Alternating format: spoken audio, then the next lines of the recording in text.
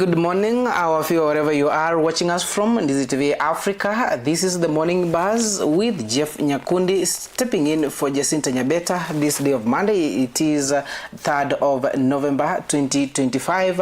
Wherever you are watching us from, we are here to let you know what is going on through the country since the weekend or all over the weekend, and also what has been happening in the country, that is the 47 counties, and as well as what has been happening in Tanzania. Those are now the outside border of a Kenyan country, and also what is happening the worldwide. And you are here with me, Geff Nyakundi, and also with my who is directing me, Mr. James Ondieki, together with me this morning as I start going through the newspapers this morning.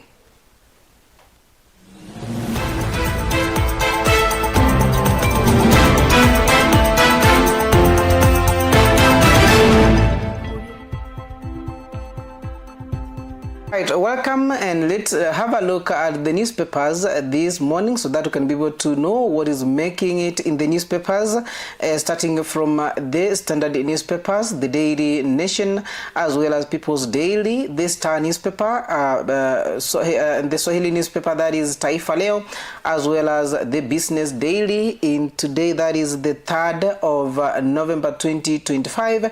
And we're going to start from the Standard newspaper, where the key headline is about what happened in Tanzania since the elections that took place last week, and also the results were announced after 2 days, and then the incumbent president, that is His Excellency Samia Suluhu Hassan, who was also announced as the winner in those elections.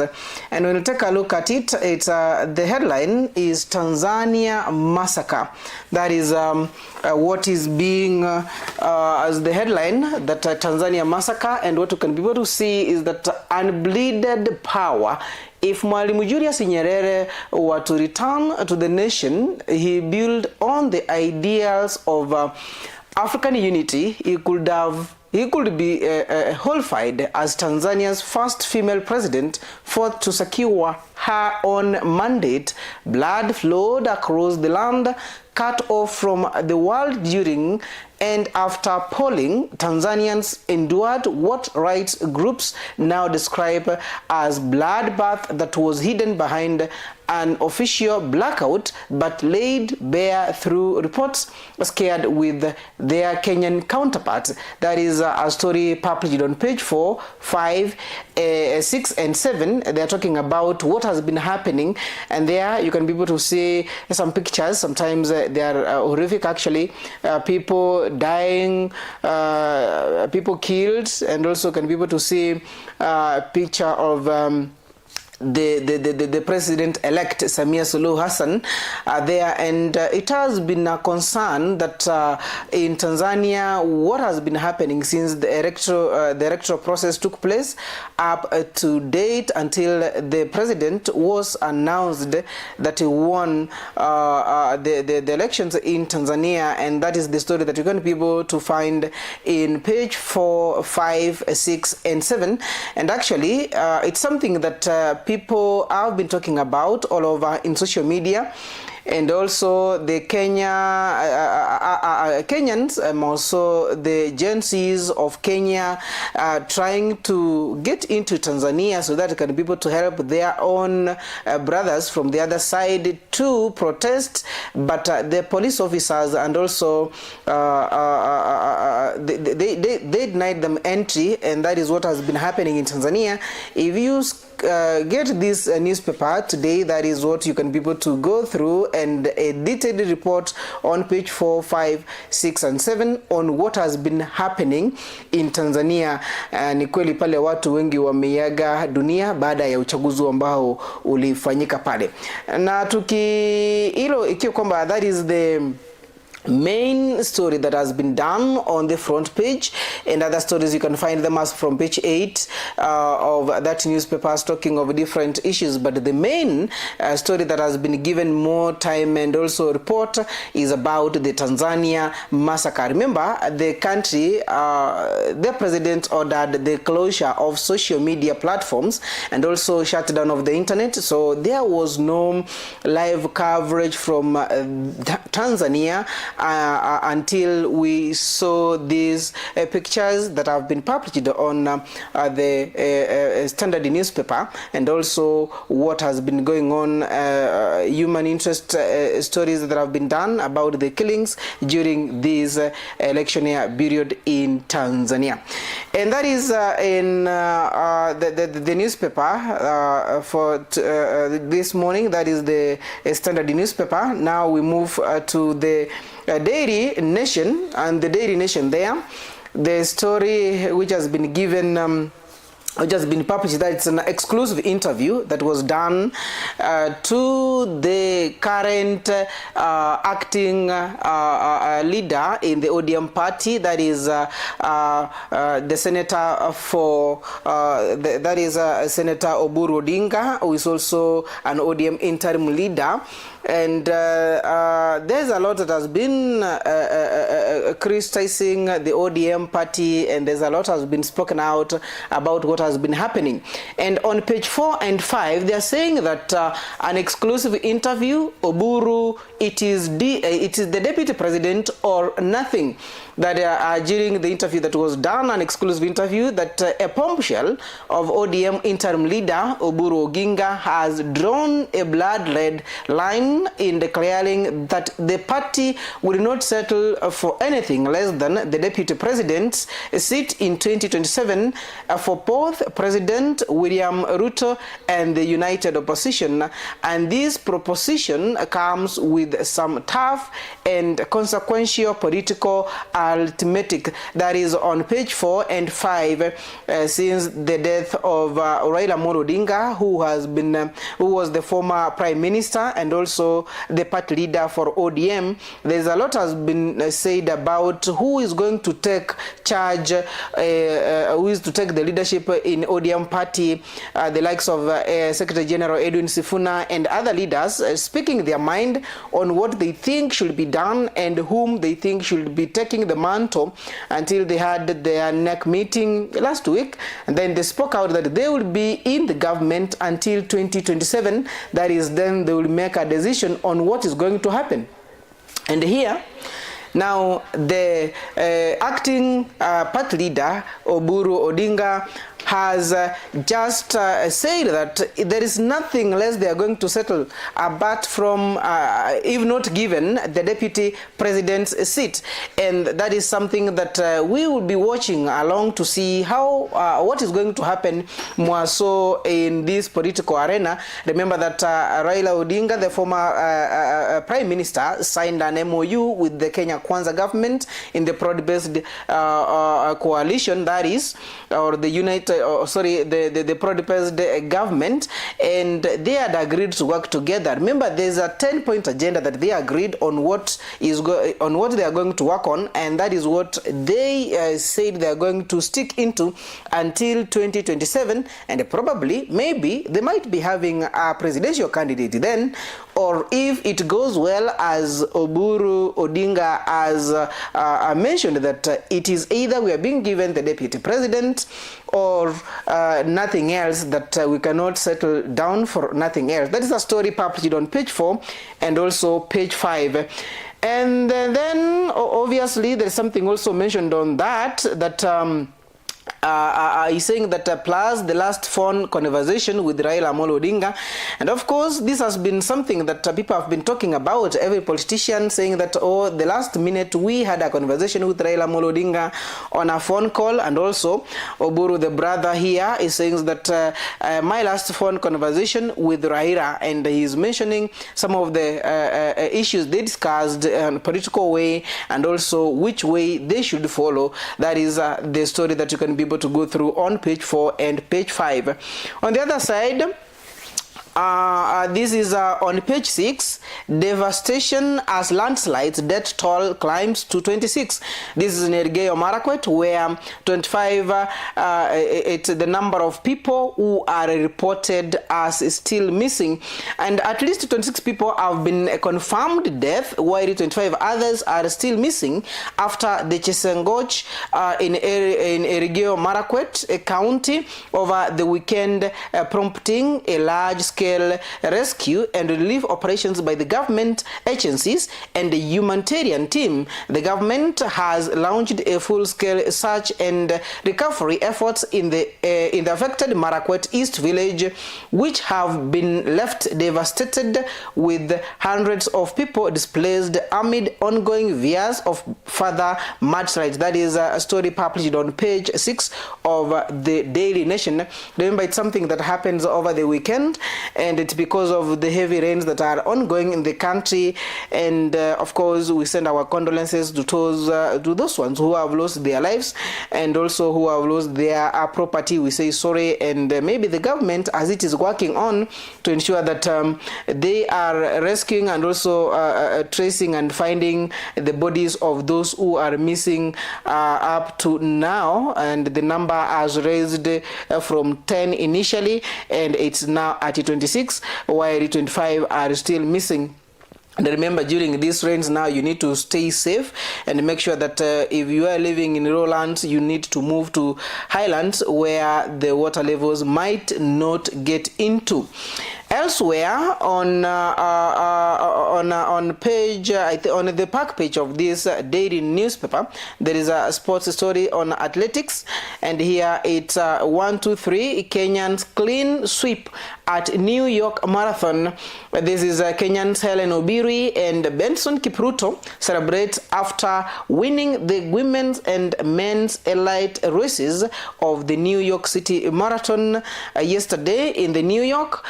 They dusted a Kenyan, or they clinched the Kenyan clean sweep at podium places, bagging the bragging rights and millions of shillings in cash prizes. That is the photo can be able to see there. That is Helen Obiri and Benson Kipruto, who led both in women and men races at the New York City Marathon. That is why we say that congratulations to the team that represented the country, and always we did as we would normally do whenever it comes to athletics. Elsewhere, on page 2 of the Daily Nation paper, it's the Tanzanians elections. Chadema rejects poll results as Ruto silence on vote questioned.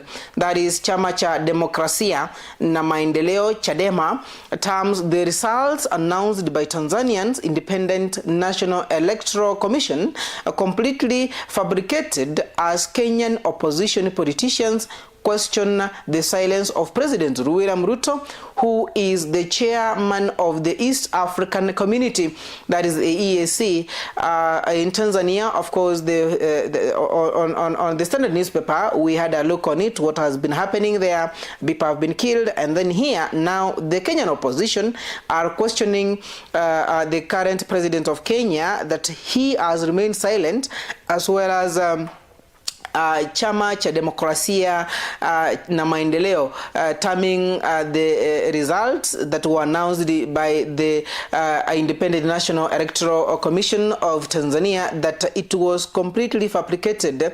And now the questions are being raised that now William Samoei Ruto, who is the president of Kenya, is the chairman of the East African Community.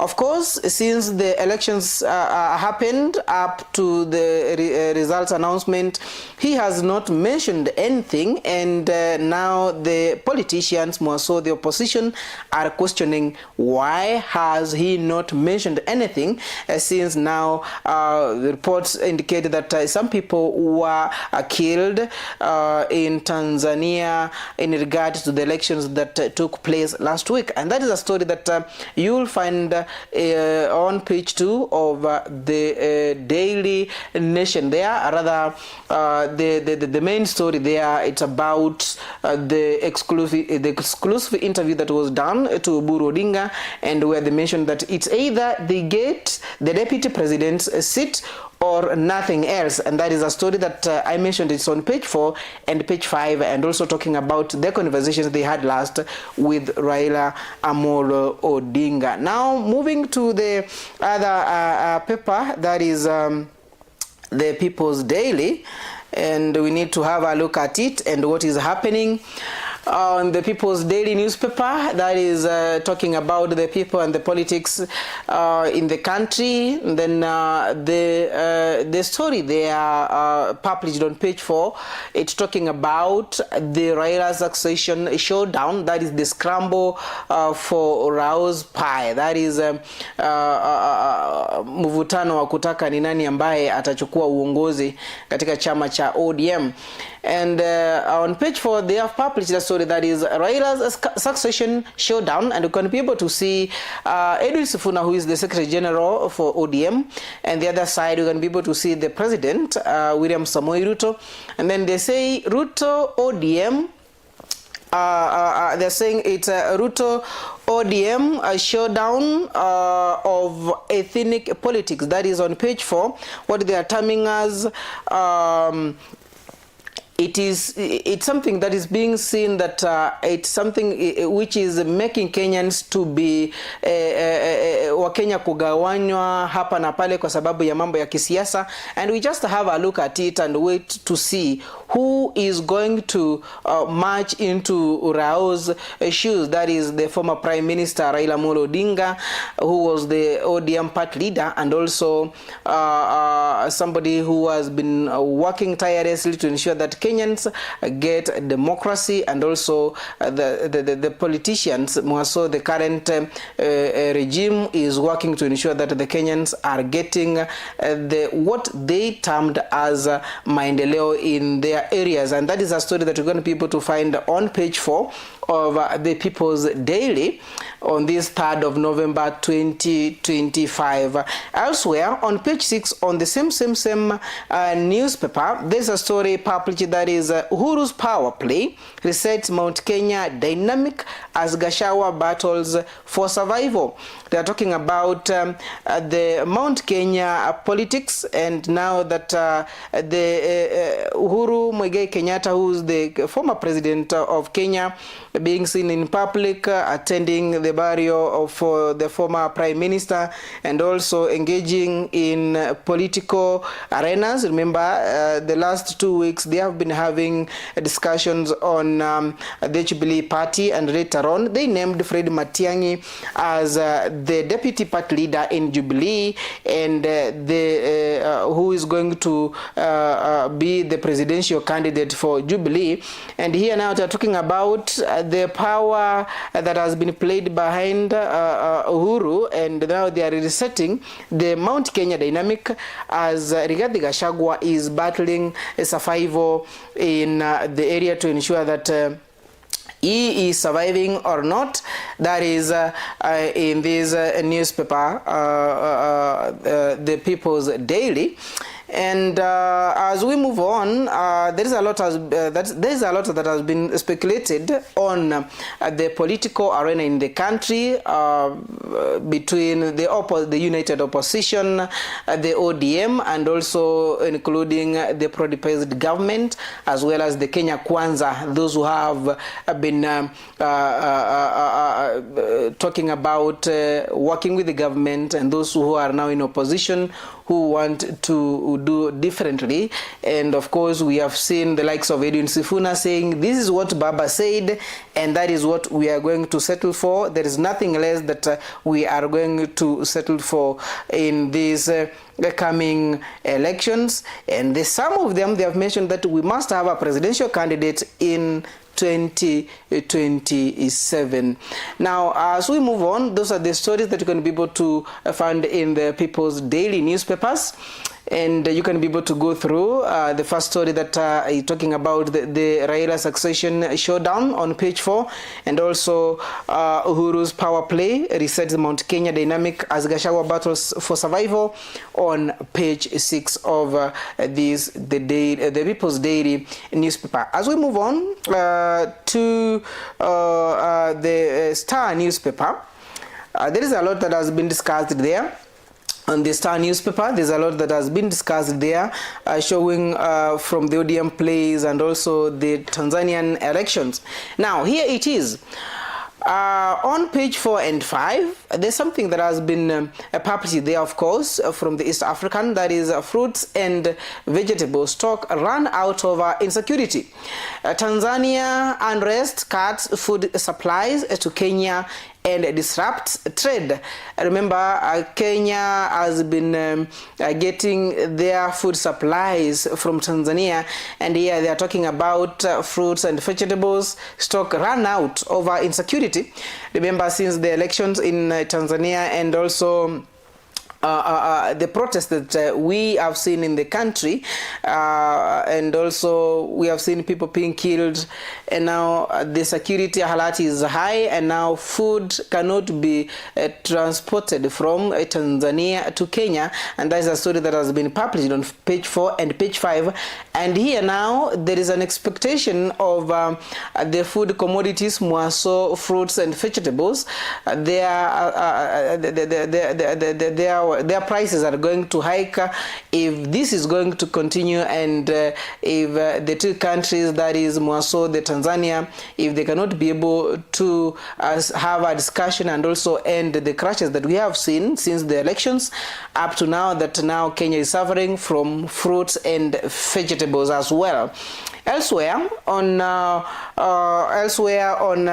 page 10, there is a story published about the ODM plays hardball complicates President Ruto's 2027 game plan. And the photo you are seeing there is of that Edwin Sifuna, and that is what we have been talking about in the People's Daily newspaper, and as well as what it takes for President Ruto. They are making it hard for him in the 2027 elections game plan. And if things cannot work the way they are currently, then it might be hard for him. And as well as when we look at the other side, that is on the other side, that is on page the bottom of that newspaper, talking about president on extensive development tour on of Western region. Remember, since last week, that is on Thursday, Friday, and also on Saturday and yesterday, President William Ruto has been on Western Kenya, and there is a lot of development projects he has been launching in Western Kenya, and promising more goodies to the people of Western region. And this is seen as one way of him campaigning for 2027, and also others term it as getting the people of Western Kenya together, and ensures that they are going to be a bloc maybe when it comes to 2027 elections. And on the other side, on the upper side of the newspaper, that is an interview. They are saying that Sitati, a man behind over 83 billion private capital drive for SMEs in Kenya. That is a story published on page 6 of this newspaper. And also another news published just next to that, that is on page 8, is they are saying that surgeons remove infected lung in milestone procedure. That is a story talking about the health, and also in the Ministry of Health, what has been done. And the surgeons managed to remove infected lung in a milestone procedure, and that is a plus to the medics, what they have done. Generally, that is what has been covered in the Star newspaper. and more so what hits most is that now the unrest in Tanzania have ensured that there is cuts in food supply to Kenya, and disrupts its trade that has been done. That's a story published on page 4 and also page 5. And now we are looking, maybe the prices of vegetables and fruits are going to hike, and it's something that is not that friendly. You know, most people have been depending on what they get from these other countries, and this is affecting the trade that has been happening between Kenya and Tanzania, more so in the lately, that is what is happening from the elections that happened last week. And as we move on, the newspapers, before we get to the morning report, another magazine or another newspaper that we're going to have a look at is that of Taifa Leo. And the Taifa Leo, there is a lot of stories published there, and we start from masharti kali ya ODM kwa Ruto. Ni kwamba ODM yaweka wazi nia ya kuwa ndani ya serikali mwaka 2027 na kutokubali kiti kilicho chini ya naibu wa rais. Ni masharti makali ya ODM kwa Rais William Samoei Ruto, na pale ni picha ambayo tunaiona ya yule gavana wa Siaya James Orengo na Rais William Samoei Ruto pale, na baadhi ya viongozi wakiwa katika picha moja pale, akiwemo Oburu Odinga. Na upande huu mwingine ni kwamba kaimu kiongozi wa ODM Daktari Oburu Oginga amesema kuwa chama hicho hakitakubali wadhifa wowote chini ya naibu wa rais kwenye uchaguzi wa mwaka 2007. Kwenye mahojiano na Taifa Leo, Daktari Oginga alisema kuwa ODM itajiandaa vyema kwa uchaguzi wa mwaka 2027 na haitakubali kuwa kwenye upinzani kwa vyovyote vile, kia kwamba ni taarifa ambazo zimechapishwa katika ukurasa wa pili. Na pale picha ambayo tunaiona ni ya Rais William Samoei Ruto, gavana wa kaunti ya Siaya James Orengo akiwa kati, na kaimu kinara wa chama cha ODM aliye pia seneta wa Siaya Oburu Oginga akiwa upande wa kulia, wakiwa katika ikulu ya rais Nairobi, walipoandaa kikao na viongozi na wafanyabiashara kutoka kaunti hiyo awali, ikiwa kwamba ni picha ambayo ilipigwa wiki chache ambazo zimepita, wakati viongozi hao kutoka Siaya walielekea moja kwa moja pale ikulu ya rais kwa mazungumzo zaidi na wafanyabiashara na bila shaka wale ambao ni wanasiasa kutoka eneo hilo. Ni taarifa ambazo tutakuwa tunasoma katika ukurasa wa pili. Upande wa kando pale kidogo, ukurasa wa pili pia, Kalonzo Gachagua wajigamba kuwa na kura milioni 12. Vinara hao wa Wiper na DCP wadai wanaweza kupata kura milioni 12 kutoka kwa ngome zao. Ni taarifa ambazo zimechapishwa katika ukurasa wa pili, kwa kwamba wanaangazia sasa kura za mwaka 2027. Kila mtu anavuta upande wa kwake, nani yule ambaye akona wafuasi wengi, ni nani yule ambaye akona kura nyingi. Na upande ukurasa wa tatu pale, taarifa kuhusiana kutoka Wizara ya Elimu ni kwamba serikali yasema haina pesa kulipa wahadhiri, ikiwa kwamba wanavyo kuzidi kuumia baada ya serikali kutangaza rasmi haiwezi kulipa wahadhiri shilingi bilioni 7.9 kwa mara moja, kwa kwamba ni jambo ambalo limekuwa likifanya baadhi ya wanafunzi na wahadhiri, hasa wanafunzi wa vyuo vikuu, wakiendelea kuumia zaidi, kwa kwamba bado mgomo huo ungalipo unaendelea. Na katika gazeti hili ni kwamba taarifa ile ambayo imetolewa, serikali yasema haina pesa za kulipa wahadhiri kwa zile ama katika maagano ambayo walikuwa wametia sahihi, ikiwa kwamba pale wanahitaji shilingi bilioni 7.9 kwa mara moja. Taarifa ambazo zimechapishwa katika ukurasa wa tatu. Na ukurasa wa pili pia pale wamechapisha kwamba walioaga katika maporomoko ya timu 26 NYS sasa waingilia uokoaji wa waliofunikwa na udongo Chesengoch, Elgeyo Marakwet, ikiwa kwamba ni maafa yale yalitokana na maporomoko ya ardhi, ikiwa kwamba ni mvua nyingi ambayo inaendelea kunyesha eneo hilo la Bonde la Ufa. Taarifa hizo utakuwa unazipata katika ukurasa wa pili. Na upande wa juu wa gazeti hili ukurasa wa 4 ni kwamba mipango ya pale wanasema kwamba mipango yawekwa kukabili ajali baharini. Kia kwamba ni idara ya polisi wa ulinzi majini waweka mikakati ya kuzima mikasa ya vifo vya maeneo katika maeneo ya pwani. Taarifa ambazo zimechapishwa ukurasa wa 4 kia kwamba hivi karibuni ama hivi majuzi kuna visa ambavyo vimekuwa vikiripotiwa kutoka pale pwani, haswa wale ambao huingia baharini kwa njia moja ya kujifinjari ama kufanya kazi zao zile za kila siku za kujitafutia.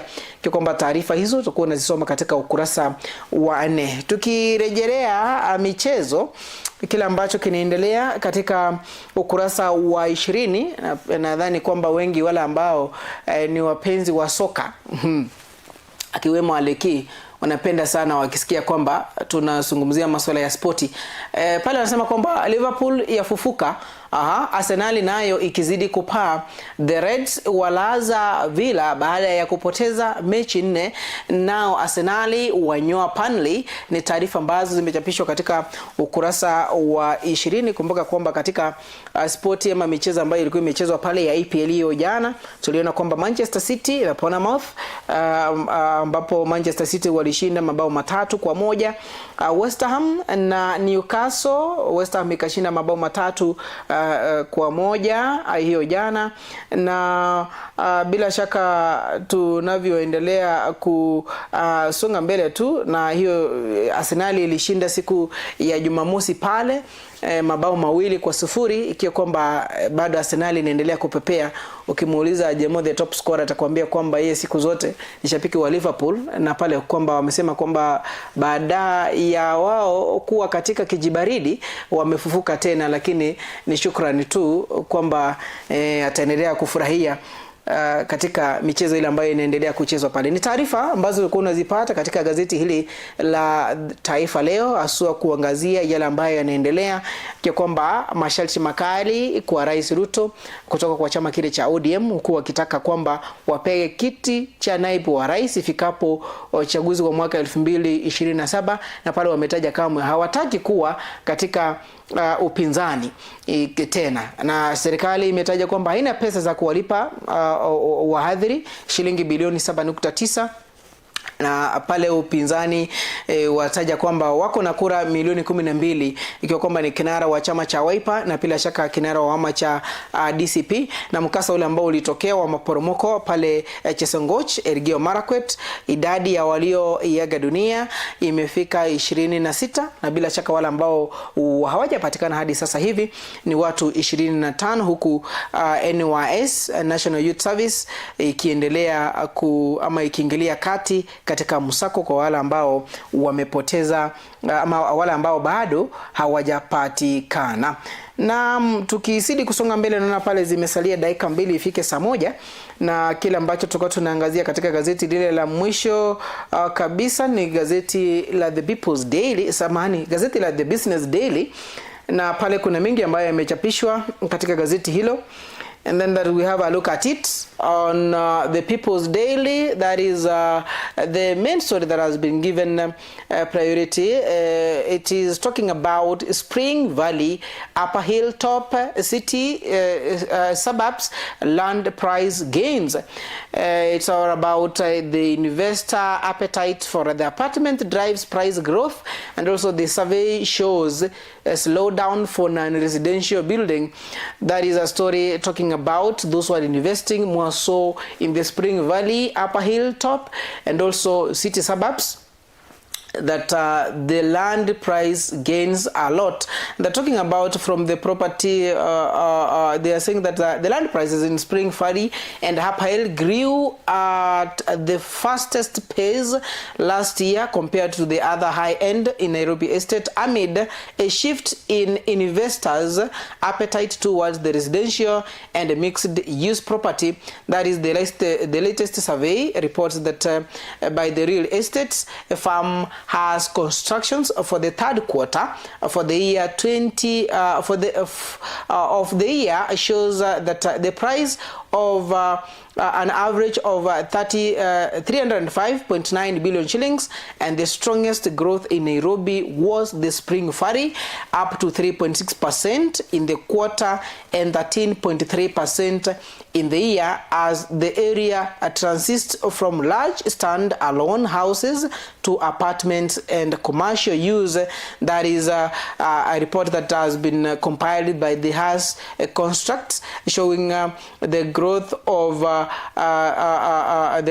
Upper Hill and also the Spring Valley to 13.3%. That is from the quarterly growth of 3.6%, and it's of course a good deal for those investing in real estate.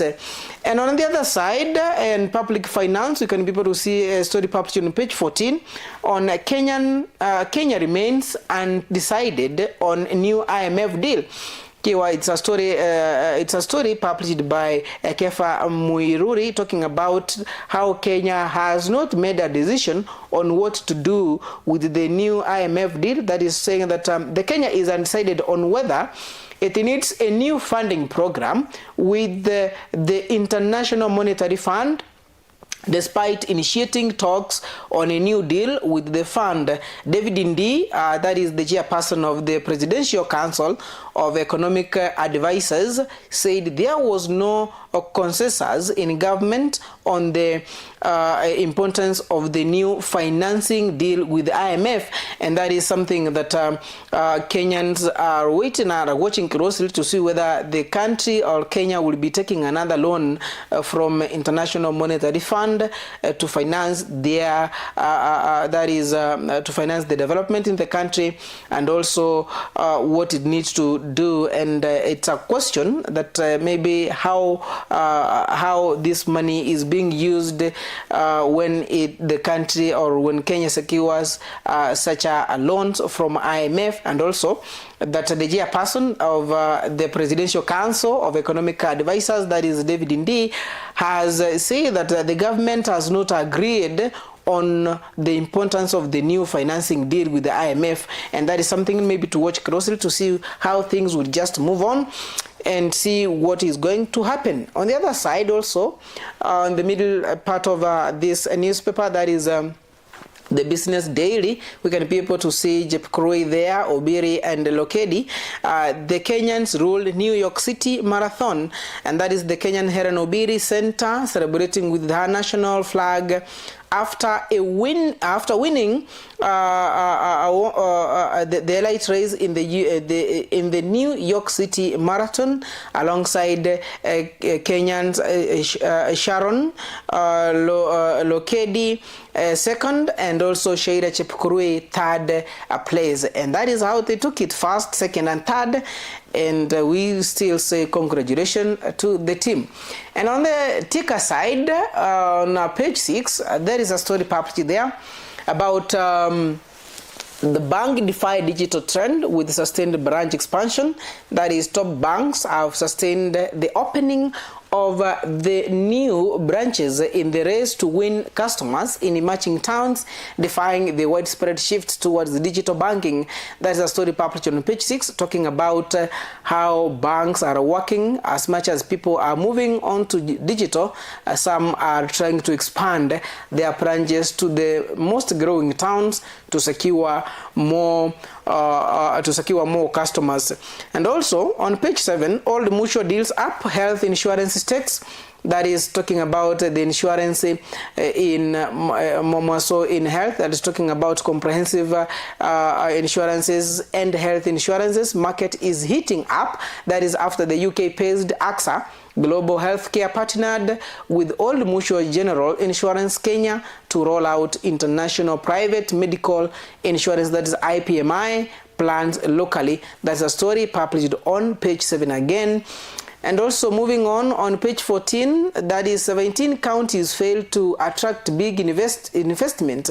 That is only 30 of the 47 counties in Kenya have attracted at least one major investment since the dawn of the revolution, and that is highlighting the low competitiveness of the devolved unit.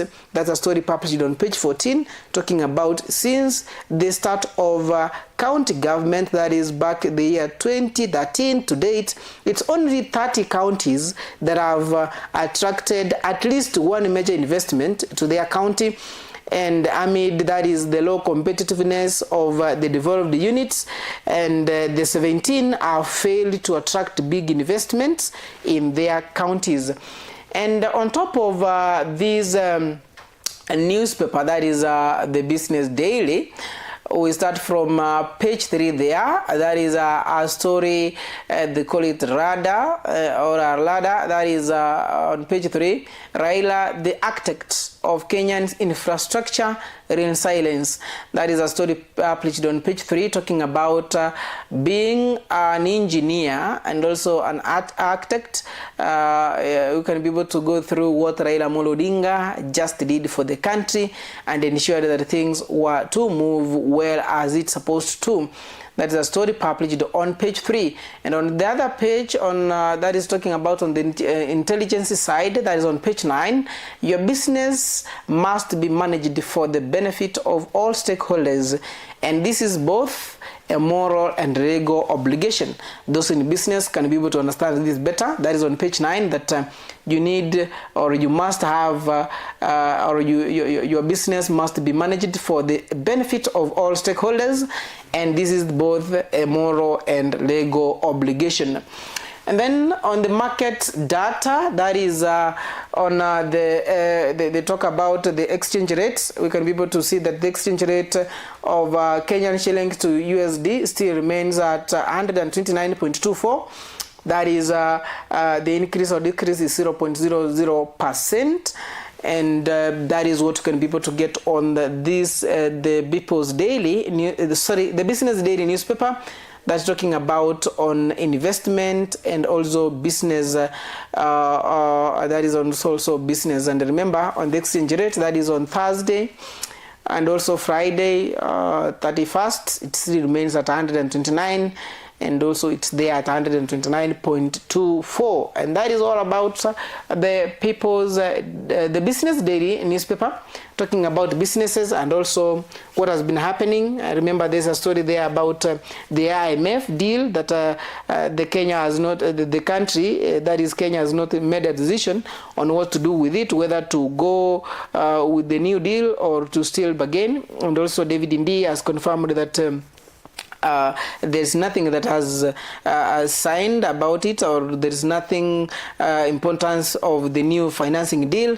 And David Ndii is the chairperson of the Presidential Council of Economic Advisors, and we'll be waiting and see what happens. And remember, they are the likes of Heren Obiri, Geff, and also Lokedi. They won as first, second, and third in the New York marathon, in the New York City Marathon. And also remember, there's a story talking about the 30 counties have bagged major investment from different areas, but the 17 have failed to do so since the revolution started. And also there's a story talking about the Raila, the architect of Kenyan's infrastructure resilience. That is on page 3. That is all about the Business Daily, and that is where we cut it up on our morning newspaper review, as we plan to get to the morning report. And I can be able to see it's 8 minutes past 7 a.m. in the morning, and we'll be taking a short break. Once back, I'll be taking you through the stories that have trended.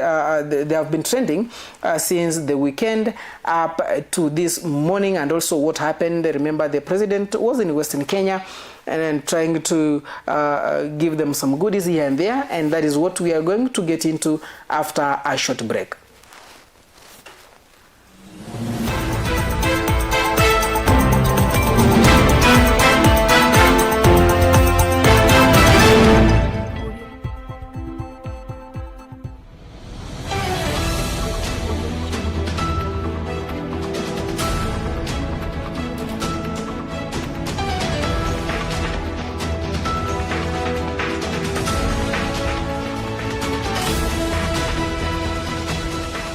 Unatazama Ndizi TV Africa.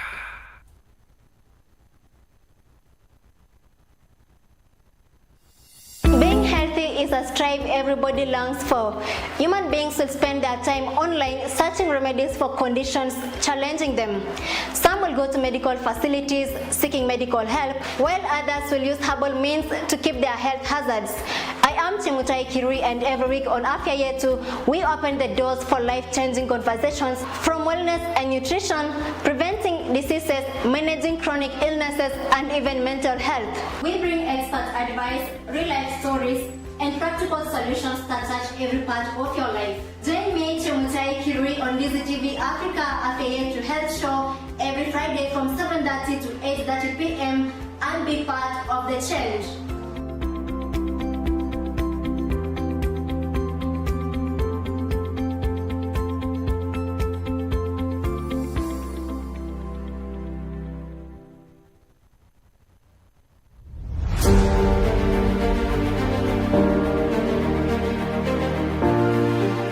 Naam, ni wakati wa kusikiza sauti inayobeba maono, busara na hali halisi ya kisiasa humu nchini.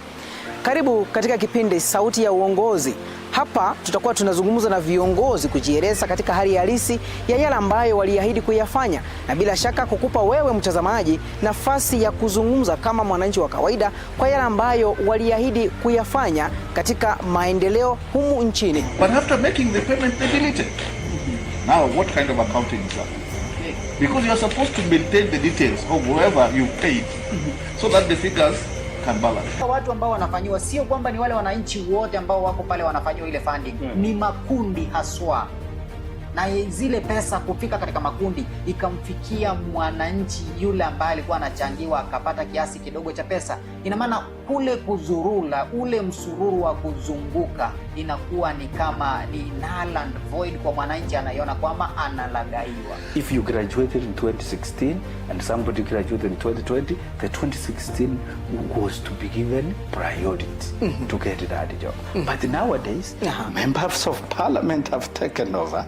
They get the letters, they dish them in funerals, others they sell them to the highest bidder. Kila wiki tutakuletea mahojiano ya kina na viongozi kutoka sekta mbalimbali na jamii kwa ujumla. Je, unajiuliza maswali ni kipi ambacho kinajiri nyuma ya pasia la uongozi? Basi hapa ndipo unapaswa kukaa mkao wa kutazama na kusikiza. Usikose Sauti ya Uongozi kila siku ya Jumamosi kuanzia saa 1 jioni hadi saa 3 jioni. Ndani ya Ndizi TV Africa, nami Geff Nyakundi. Sauti ya Uongozi. Tunazungumza, tunajenga, tunabadilika.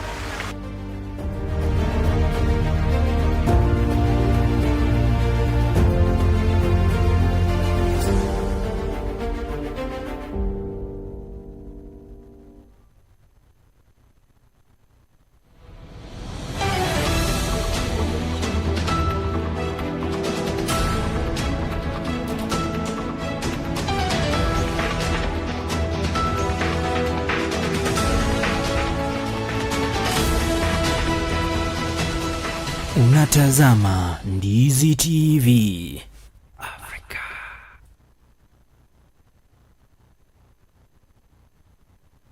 Je, wewe ni mmiliki wa aina ya gari aina ya Alto, Probox, Harrier, V8 na Lexus? Jipatie brake parts kwa bei nafuu hivi sasa. Vilevile oil filters kwa gari aina ya Toyota na vilevile Subaru. Ili upokee popote ulipo, piga simu kupitia nambari 0739318606.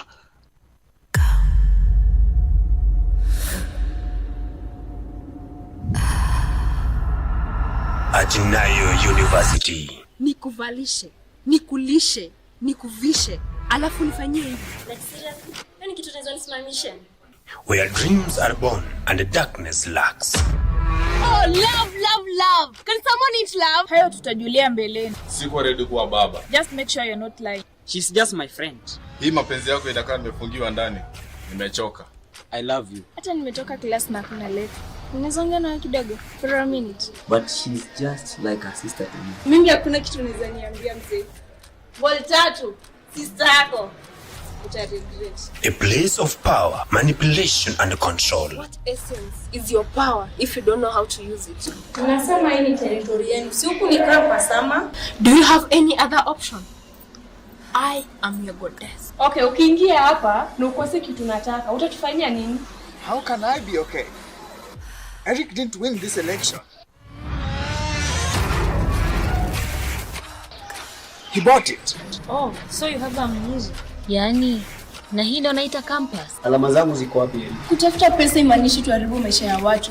Mimi hapo sitaki. Focus with what brought you to campus. If you will not stop this nonsense, you're going to face the other part of me that you don't know. Love turns into betrayal, friends turn into enemies, and silence becomes a weapon. So ongea nini mbaya? Ongea. Eric. You are failing. Kwambia hizi vitu. Relax.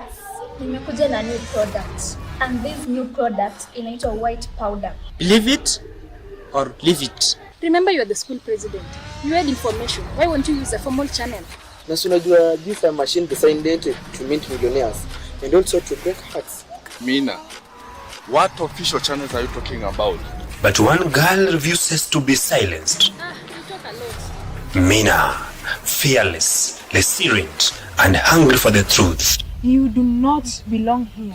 Kiburi peleka mbali. You know that lady is after power and she can do anything, anything to achieve whatever she wants. I don't care. Mimi niko concerned na talent yangu ya kuimba. Mimi nataka pesa. Watu wawili mtakuwa watoto hadi lini? Mimi kama ni you toto, I swear, sitaki. I have power. Politically protected. Utanifanyia. Power, manipulation, or on Jeddah. Rule number 1, avoid the interrupts. No one knows that now. No one knows the truth. Truth never dies. Jeddah, coming soon.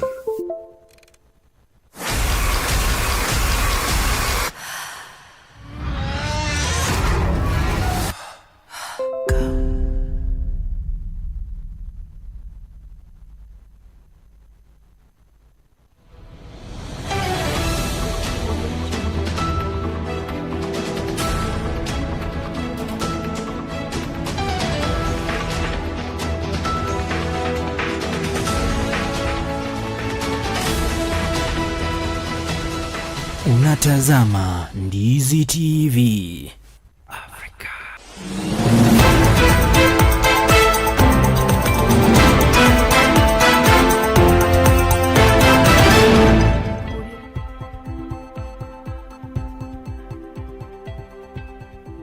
All right, welcome back to the morning buzz as we look to what has been trending since the weekend and also what is happening currently.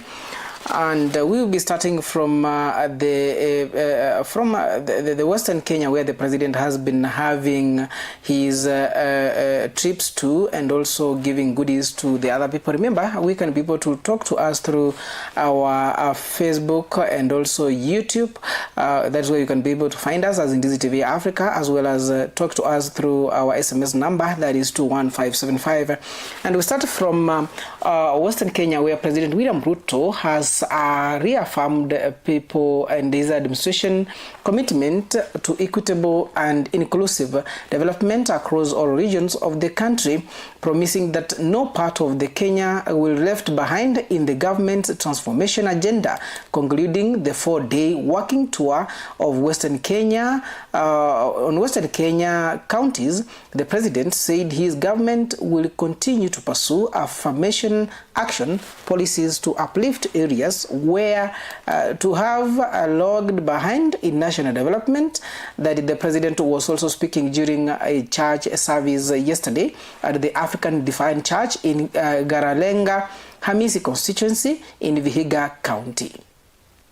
Tumekubaliana priorities ya mambo ya maendeleo ya Vihiga. Tumekubaliana maneno ya mabarabara. Kuna barabara zilikwama hapa, nimezikwamua zote. Tumesema shilingi bilioni 1 tuweke hii kaunti yenu ya Vihiga. Tuunganishe manyumba ya wananchi 15,000 mpya hapa Vihiga. Na waziri wangu atakuwa hapa kuhakikisha hiyo kazi inatimika by June next year. Hiyo manyumba 15,000 ziwe zimeunganishwa na stima na kama kuna zingine zitabakia tutaendelea na kuzishughulikia until we make sure that every home is connected to electricity. Mnanielewa jameni? Na mipango yale mengine mengi tumekwisha kubaliana. Tunajenga stadium kubwa kule Nairobi inaitwa Talanta. Tunajenga stadium nyingine hapa Kakamega inaitwa Buhungu. Na nyinyi mmetuuliza ya kwamba tusisahau Vihiga, tujenge stadium kubwa hapa Kidundu. Na nimekubali ya kwamba tutajenga stadium hapo. Nimeketi chini na hao waheshimiwa na tumekubaliana mahali tutatoa ardhi. Our being a third world country is a mistake. We shouldn't be a third world country. We have what it takes. We have the men and women. We have the plans and the vision to change this country from a third world country to a first world country. And I am very happy that Bishop here with us, our Archbishop, believes that this country, the same way many of us believe, that it is possible to take this country from a third world country to a first world country. I want to promise you, Bishop, in our lifetime, this country is going to move from a third world country to a first world country because we have the vision for it. I am asking members of parliament, I am asking all leaders, we will be presenting proposals to parliament in the next few weeks on how to move Kenya from a third world country to a first world country. We need to deal with the challenge of infrastructure. We need possibly 1.5 trillion shillings to deal with roads, rail, and airports. We need possibly another 1.5 trillion shillings to do energy, and another 1.5 trillion shillings to do agriculture, so that we bring under production another 2 million acres under irrigation. 4 trillion shillings is possibly the money we need to be able to move our nation from importing. And also, President William Ruto has underscored the need for Kenyans to embrace peace, harmony, and national cohesion, saying the era of divisive and tribal politics is over. Speaking during his development tour in Western Kenya, the president urged leaders and citizens alike to prioritize unity, stressing that the meaningful development can only be achieved in an environment of cooperation and mutual respect. He called on all Kenyans to work together in building a stable, inclusive, and prosperous nation. Wote ni ndugu moja wa taifa moja.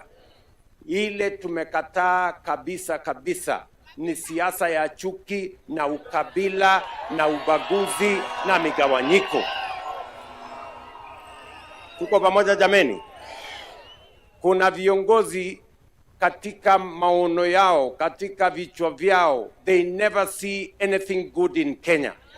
Wanaongea maovu kuhusu taifa letu, wanaongea mabaya kuhusu taifa letu, wanatutabiria maovu katika taifa letu. Hawa ni watu ambao wanataka kuroga taifa letu. Sisi tunawaambia Kenya is a great country. Kenya is a blessed country. Hii nchi itabadilika na tutasonga mbele kama watu wa Kenya. Hatuwezi kwenda barabara yenu ya ukabila na chuki na ubaguzi. Sisi tunatembea barabara ya kuwa pamoja, ya kuungana, ya kushirikiana, ya kufanya kazi pamoja na ya kupeleka taifa letu la Kenya mbele. Kakamega hoye! Kakamega hoye! Munasema tushirikiane? Tufanye kazi pamoja, tupange mambo ya matibabu na barabara na stima na kusomesha watoto wetu. Kenya isonge mbele. Wangapi wanasema tembee pamoja jameni? Elsewhere, Kakamega Governor Fernandez Baraza has lauded the national government decision to take over the completion of the Kakamega Referral Hospital, describing it as the true reflection of intergovernmental cooperation. The governor reaffirmed his administration's commitment to working closely with the national government in implementing transformative projects that uplift the residents' livelihoods. And also at the event, Cabinet Secretary Deborah Barasa echoed the president's vision, saying the head of the state is determined to move Kenya from the third world to the first world, and that is his long-term goal justifies a two-term leadership agenda. Mheshimiwa Rais, kwanza kabisa mimi nakushukuru kwa ziara yako ya maendeleo, kwa sababu umekuwa hapa kwa siku 4. Leo nakushukuru sana vile umekuja kuzuru project yako ya level 6. Hawa na Kakamega jana ulikuwa na siku yao ya kuongea. Na sisi kama viongozi nataka kuhakikishia kwamba vile unajaribu kuunganisha Kenya mzima, hapa Kakamega nitakuwa mstari wa mbele ili viongozi tutembee pamoja. Na viongozi wote ambao wamechaguliwa tufanye kazi kwa heshima. Mwisho kabisa, Mheshimiwa Rais, mimi nataka kuhakikishia hawa na Kakamega tuko nyuma yako bako kwa bako. Kakamega hoye! Mwisho, mimi nataka kuuliza wana Kakamega. Mheshimiwa Rais ametuelezea atatutoa third world atupeleke first world. Na pia tumeona unity among western leaders. Ameleta maendeleo ambayo hatujaona kwa miaka mingi huku western. Ndio maana tunasema tu.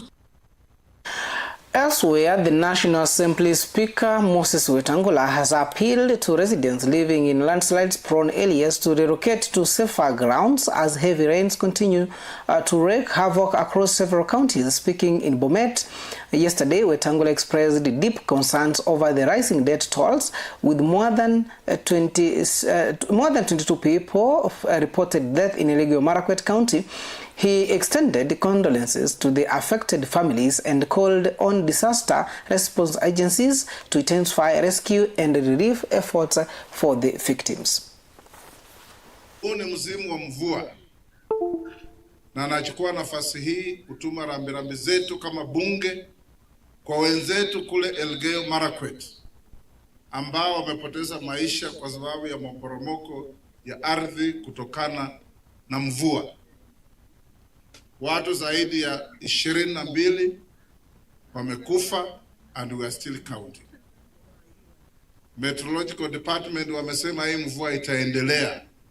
Na wale mnakaa kwa area milima kama hapa, Bwana DC na timu yenu, wabunge wetu mwambie wananchi wale wako kwa miteremko zaidi wasonge katika safer areas. And going to the future, tuendelee kupanda miti iweze kuzuia kuboromoka kwa ardhi. As we move on, the leaders from Bomet County have thrown their weight behind the Speaker's Moses Wetangula call, urging residents to move to safer areas in the wake of ongoing heavy rains. Among them were Senator Hilary Sirgei, East Bomet Member of Parliament Richard Yegon, and Women Representative Rene Chipkuril, aka Toto, who emphasized the importance of cooperation between national and county government in disaster preparedness. The leaders urged residents to remain vigilant, saying proactive safety measures could save lives and reduce the impact of natural calamities. Wewe umesimama sana na rais wetu. Pale Western umeleta kura mingi. Na tunakuambia hapo mbeleni pia sisi tunasimama na wewe. Na hapo mbeleni ukikuwa mtu mkubwa utanichukua kama mtoto wako wa mkono. Utakuwa unanileta salamu za hawa watu, naleta kikapu, naleta salamu ya mama mboga, naleta salamu ya wanabodaboda. Si ndio? Ukikuwa mtu mkubwa usiniache nyuma. Utakuwa unanituma hapa, unanituma Kericho, unanituma wapi, na kwa mtu wako wa mkono. Utakuwa Faruk wako. Si ndio? So tunasema asante sana na tunakupongeza. We are mourning our brothers and sisters wale ambao walibebwa na maji pale Elgeyo Marakwet, watu 20 na wamepoteza maisha yao juu ya maji. Let us pray for them as we pray for our team here. Father Dennis, ulisema mami pole kwa ndugu zetu wale ambao walipatikana na janga pale Elgeyo Marakwet. Tumepoteza more than 20 kwa sababu ya mvua. Now, no matter as politics is that the Orange Democratic Movement, that is the ODM, has kicked off it is Magarini by-election campaigns in style, with the top party leaders rallying support for their candidate Harrison Kompe, led by the Secretary General Edwin Sifuna, Homa Bay Governor Gladys Wanga, Veteran politician Oburu Oginga, and Mombasa Governor Abdulswamad Nasir. The ODM team held a series of rallies urging residents to back Kompe as the champion of the pro-poor policy. Oburu Oginga said the party is impressing the energy of the new generation, describing ODM as the Gen Z party ready to drive change. Sio zabagi? Haya, nitafute kura zipigwe, nihesabu kura, nilinde kura, mpaka tuweze kutangaza Harrison Kombe kama mshindi katika wodi ile. Na kikosi cha ODM ni kikubwa. Gavana pale kwenye bunge la kitaifa tunao wajumbe zaidi ya 80. Tunataka wote tugawane kazi, wapatiwe maeneo mengine. Mtu kama Babu Owino akuje hapa apewe wodi yake, na yeye pia aende kulinda kura huko. Wabunge wetu wote wakuje hapa, kwa sababu hatutaki wale wakora wapate fursa ya kupitia katikati hapa, kura zetu ziweze kupotea. Kwa hivyo mimi kwa heshima yenu nataka niwaombe kwamba chama chetu baba alisema kiwe imara na kiwe distinct. Identity yetu haiwezi kupotea. Mimi nikiamuka, mimi najua chama kimoja maisha yangu yote. Chama ni cha ODM. Hakuna chama kingine mimi najua. Kwa hivyo nikisimama, nikilala, nikikula, nikifanya kila kitu, mimi najua chama cha ODM peke yake. Sijui chama kingine. Na nilisema tusilete confusion, kwa sababu kuna kina mama hapa wataamka asubuhi wanasema anaenda kwa polling station, yeye anaitisha chungwa, lazima apewe hiyo chungwa. Akisema anaitisha kombe, asipewe kombe mwingine, apewe kombe wa ODM. Si namna hiyo? Tunakubaliana hivyo? Wangapi wanasema wataunga mkono Mheshimiwa Harrison Kombe? Haya.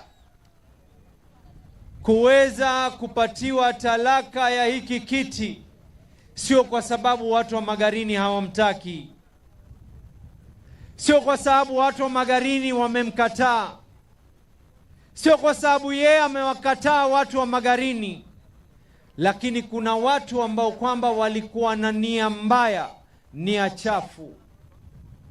Na Waswahili wanasema mtalaka hatongozwi. Nyinyi wenyewe mnajua uzuri na heri ya Heri Kombe. Lile lilonileta mimi hapa Magarini ni kuwapatia tahadhari hao wengine ambao kwamba wanaotaka kuingia, nia na madhumuni hawana heri na sisi kama wapwani. Nipeni nafasi hii miwani ambayo kwamba ya kusoma, niliulizwa hapa umri wangu, kila moja akaukosa. Lakini ndevu nyeupe pia saa nyingine si umri, ndevu nyeupe ni akili, sio?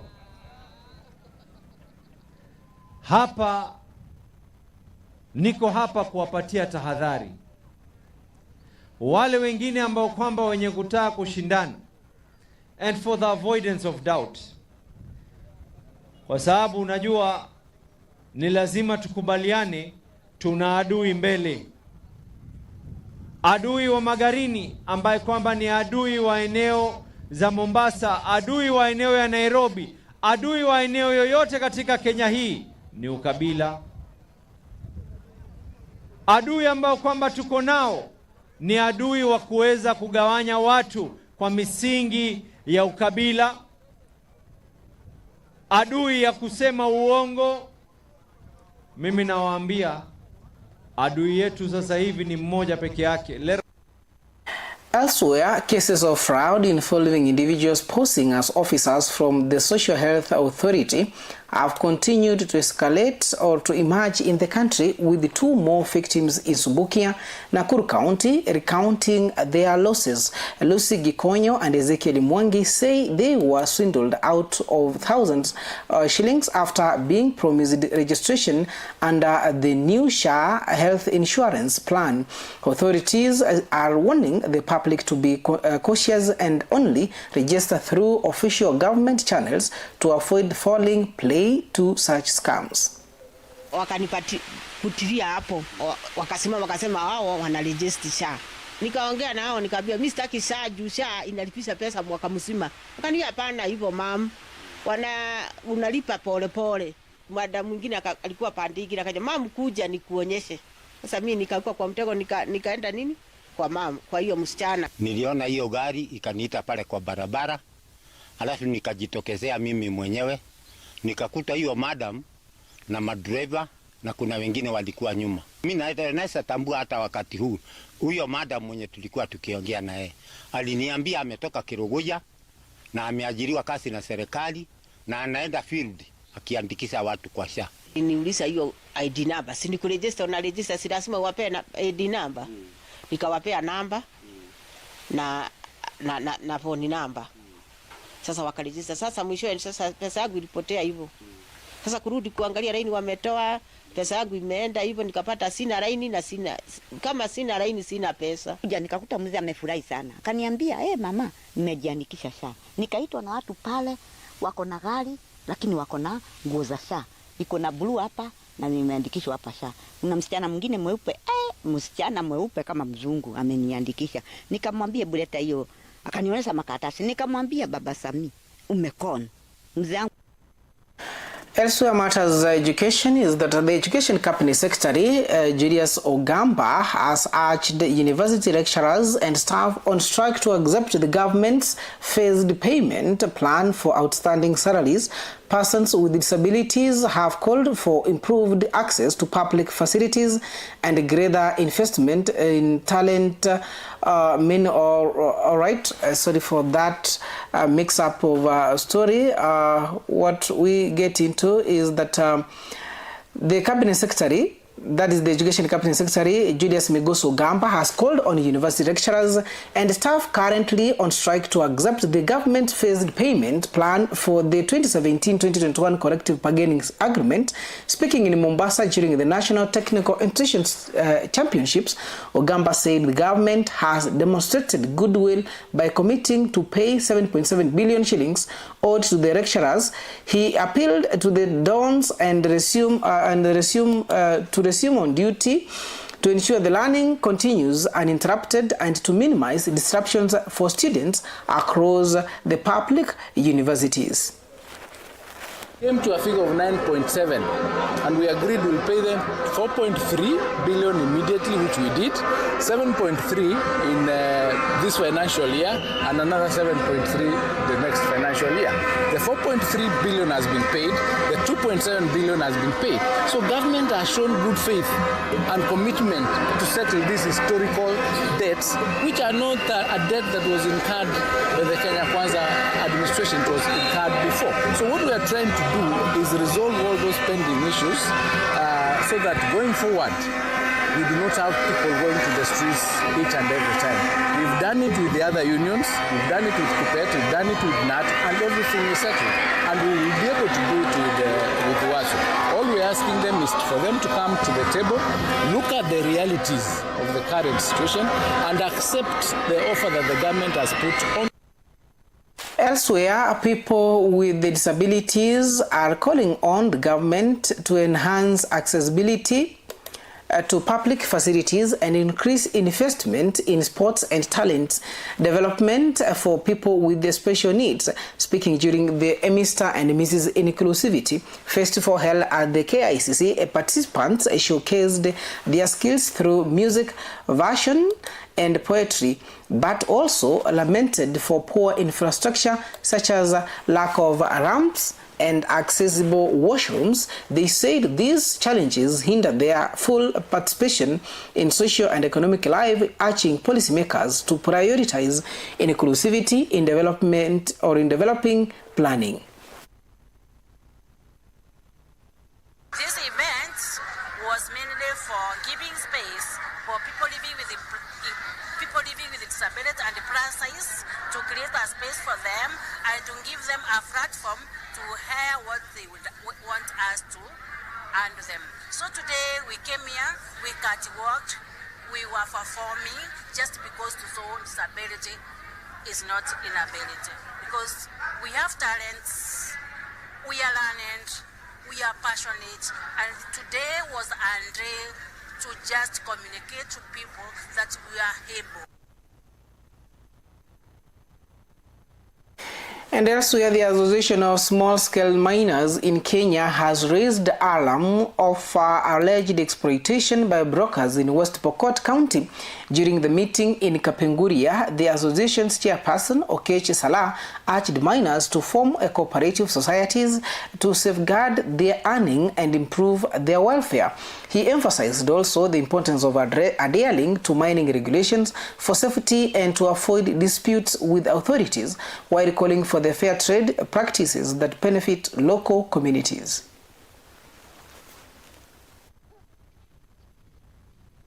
Inachonihuzunisha sana ni ya kwamba kuna watu magaidi na watu wanaotumia madada zangu, ndugu zangu, mama zetu na babu zetu na mababa zetu vibaya kwa kuchukua mashamba zao na kuwaambia kuwa wanachimba madini bila sio kwa njia ya halali. Si kama wakaaji wa Ramasuko, Takwel, Ombalion tunahangaika kwa sababu brokers ndio tunawauzia gold zetu, hatuoni maana yake.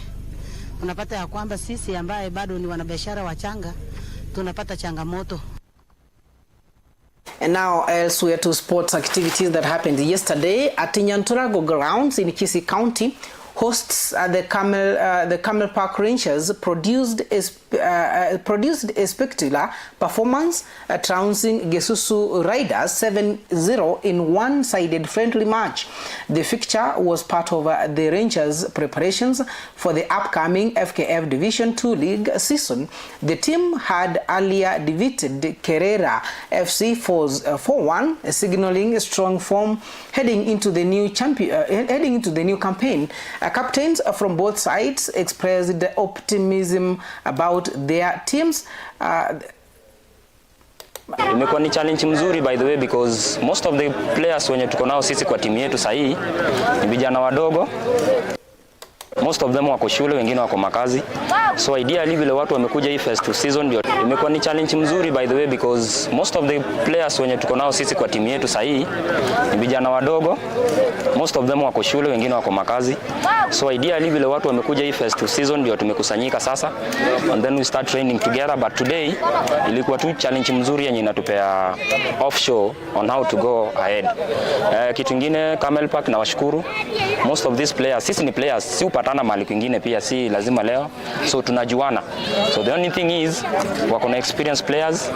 Anything yenye tumepata tumekopi kutoka kwao, we're gonna apply in our area of concerns, and then by the end of the off-season training tukiwaita the next meeting, I guess haitakuwa hivyo rahisi vile walikuja leo. So anything mimi naweza wishia hii team na wishia to success pale wanaenda, na sisi vile tutaanza season nyingine pia.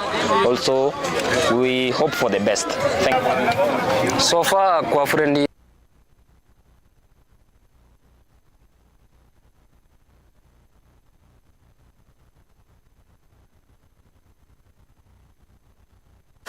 On the same, the Camel Park Rangers head coach Steve Biko has applauded his players for their exceptional form in recent friendlies played at Nyakundi Stadium in Kisii County. The team's back-to-back victories, a 7-0 win over Gesusu Riders and 4-1 triumph against the Kerera FC, have boosted morale ahead of the FKF Division 2 League. Coach Biko commended his players' discipline and new signings. assuring fans of a promising season. The Gesusu Riders coach, meanwhile, praised Rangers for their impressive football, urging them to remain humble and focused for greater success. Vijana wamekuwa off-season kidogo, walikuwa mapumzikoni. Leo katika mwaliko wa Camel Park FC tumekuja hapa Nyakundi kucheza nao, na mchezo umekuwa mzuri. Nashukuru kocha mwenzangu Biko Steve Ratemo ambaye ametualika. So imekuwa game nzuri ambao tumeona mchezo vijana vile ambao wamecheza. Kwa kuangalia timu yangu imekuwa amecheza game nzuri kulingana na wakati kama huu saizi ambao tumebreak, but vijana wamejaribu kujituma kidogo. Kukuwa na good communication alafu na hakuwa na kazi mzuri because of lack of training. But what I can say, next time tukijipanga vizuri tutaitana tatu kuja tucheze pamoja na Camel Park, alafu tuone vile itakuwa. But opponent wetu nimeona kuna timu ambao wachezaji wamekomaa, wako na experience. Most of the players ambao nimekuwa nao ni watu ambao wakicheza wakifanya mazoezi vizuri. It is a timu ambayo inacheza tu season moja tu alafu wapande waende next level. So kazi kwa coach ni ile kuleta vijana pamoja, hawatoe chini vizuri, wajeli pamoja because ni kama bado wako mbalimbali wacha train pamoja ndio wakuwe wacheza kama as a team. But with the time na training with the kind of coach, najua mtu ambaye ana mchezo na training yake, vijana watakuwa ready for season ambayo inaenda kuanza, ambapo sisi tunawishika all the best as Gesusu Raiders. Alafu naomba sasa uhusiano tumeanza, hii urafiki tumeanza, tuendelee hivyo. So next time tukiwa ready tutawalika mkuja kwetu Gesusu pale, alafu tucheze pamoja, alafu urafiki endelee. So tuko kukuza vipawa ya vijana wetu. Talent iko hapa mashinani, iko kuna talent ambayo inatosha. Ni ile sasa tunapa exposure na platform kama hii, vijana wafanye nini? Vijana wachionyesha. Alafu mchezo wa leo umekuwa ni mchezo mzuri. Tumecheza na hawa ndugu zetu Gesusu Raiders. Kidogo naweza sema kwamba Gesusu Raiders wanacheza County League. But ule mchezo ambao wameonyesha leo nimeona umekuwa ni mchezo mzuri sana. So nashukuru coach Geff kwa kazi nzuri, sababu nimeona kuna talent, kuna vipaji, kuna vijana wadogo pale. Na mimi kama coach Camel Park kuna kitu nimeangalia pale nikaona vijana, so nikipenda pengine nipate kijana mmoja mawili hivi nikiweka kwa experience ya vijana wangu, naona vijana wakienda mbali. So wachezaji wangu ukiangalia most of them ni experience. Kuna wengine wachache ambao kidogo ndio wanachifunza saa hii, but with the time naona hii timu ikienda mbali. Tukirudi kwa mazoezi kuna vitu mingi nimeangalia nitaenda kusifanya. Swa ikizingatia kwamba tumekuwa off kwa siku mingi sana tangu tumalize league. Hii ndio mechi yetu ya kwanza tumecheza leo. So tukirudi kwa drawing board kuna mazoezi tutafanya, kuna vitu mingi tutarekebisha, na naweza sema kwamba mashabiki wetu watarajie kwamba msimu. Now that brings us to the end of the morning report. Of course, I'll be back on informing you what is trending on social media platforms, X, Instagram, and also Facebook on the stories over the weekend. And also reminding you that in the EPL teams, or in the EPL table league, that is the Premier League, is that Arsenal is leading with 25 points, followed by Manchester City, following with the 19 points. And then Liverpool packs the third position with 18 points. And also number 4 being Bournemouth with 18 points. And also that is it from the morning report. And for those who support local teams like Camel Park Rangers, wish you well. And also naona hapa one of shabiki moja hapa anataja kwamba I need to be awarded sema kwamba good morning from Nakuru. I think I need to be a part of the fans of KPR, and that is of course it's good. Na umekaribishwa sana Dennis. You can be joining the team that is cheers the club, that is, and the playground, that is Nyantrago. That is where they normally do their games. Of course, whatever you have asked, I've answered it, and we are waiting to see it more happen in the sports arena. Again, people will see Amonokari is saying that good morning Sir Geff, live from Rongo, lakini Arsenali hatuwataki mema. Of course, haters, if I can say that. Amon, how are you? Good morning.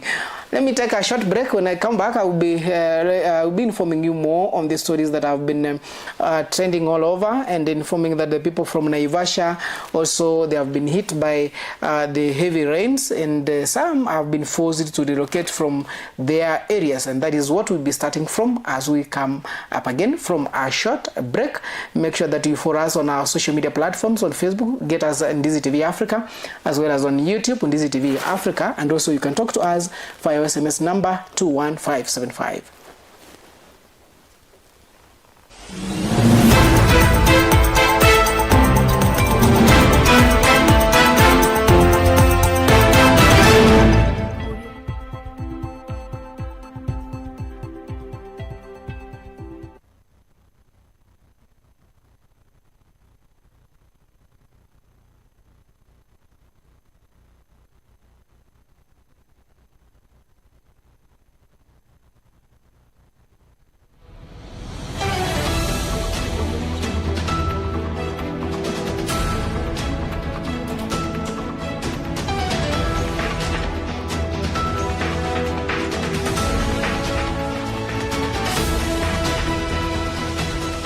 Unatazama Ndizi TV Africa.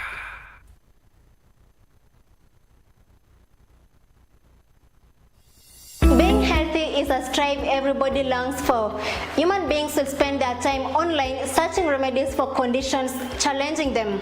Some will go to medical facilities seeking medical help, while others will use herbal means to keep their health hazards.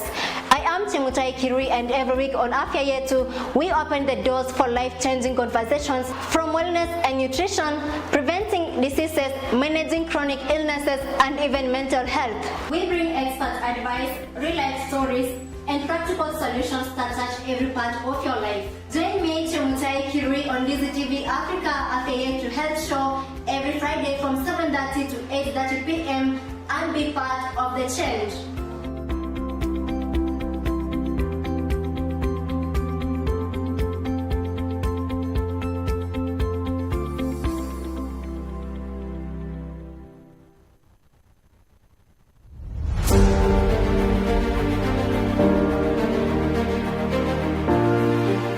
Naam, ni wakati wa kusikiza sauti inayobeba maono, busara na hali halisi ya kisiasa humu nchini.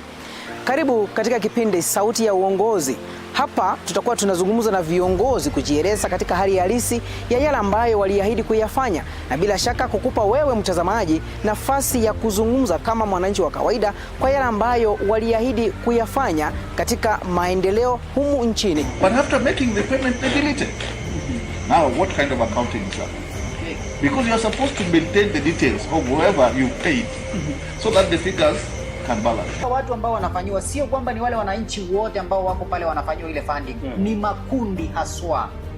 Na zile pesa kufika katika makundi ikamfikia mwananchi yule ambaye alikuwa anachangiwa akapata kiasi kidogo cha pesa. Ina maana kule kuzurula, ule msururu wa kuzunguka inakuwa ni kama ni null and void kwa mwananchi, anaiona kwamba analagaiwa. If you graduated in 2016 and somebody graduated in 2020, the 2016 was to be given priority to get that job. But nowadays, members of parliament have taken over. They get the letters, they dish them in funerals, others they sell them to the highest bidder. Kila wiki tutakuletea mahojiano ya kina na viongozi kutoka sekta mbalimbali na jamii kwa ujumla. Je, unajiuliza maswali ni kipi ambacho kinajiri nyuma ya pasia la uongozi? Basi hapa ndipo unapaswa kukaa mkao wa kutazama na kusikiza. Usikose Sauti ya Uongozi kila siku ya Jumamosi kuanzia saa 1 jioni hadi saa 3 jioni ndani ya Ndizi TV Africa, nami Geff Nyakundi. Sauti ya Uongozi. Tunazungumza, tunajenga, tunabadilika.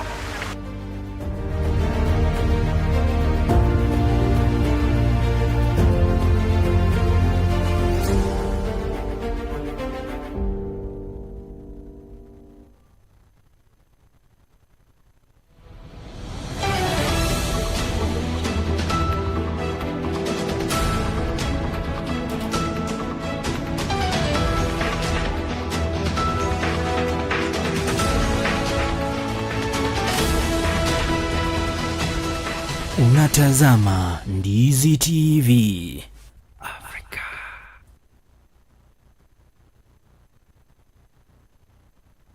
Je, wewe ni mmiliki wa aina ya gari aina ya Alto, Probox, Harrier, V8 na Lexus? Jipatie brake pads kwa bei nafuu hivi sasa. Vilevile oil filters kwa gari aina ya Toyota na vilevile Subaru. Ili upokee popote ulipo, piga simu kupitia nambari 0739318606.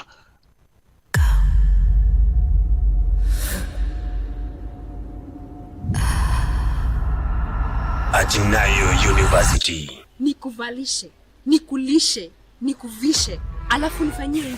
Like seriously? Yaani kitu tunaweza nisimamishe? Where dreams are born and the darkness lurks. Oh, love, love, love. Can someone eat love? Hayo tutajulia mbeleni. Siko ready kuwa baba. Just make sure you're not lying. She's just my friend. Hii mapenzi yako inakaa nimefungiwa ndani. Nimechoka. I love you. Hata nimetoka class na kuna late. Unaweza na kidogo for a minute. But she's just like a sister to me. Mimi hakuna kitu naweza niambia mzee. Ball tatu, sister yako. A place of power, manipulation and control. What essence is your power if you don't know how to use it? Unasema hii ni territory yenu. Si huku ni campus ama? Do you have any other option? I am your goddess. Okay, ukiingia hapa na ukose kitu nataka, utatufanyia nini? How can I be okay? Eric didn't win this election. He bought it. Oh, so you have amnesia.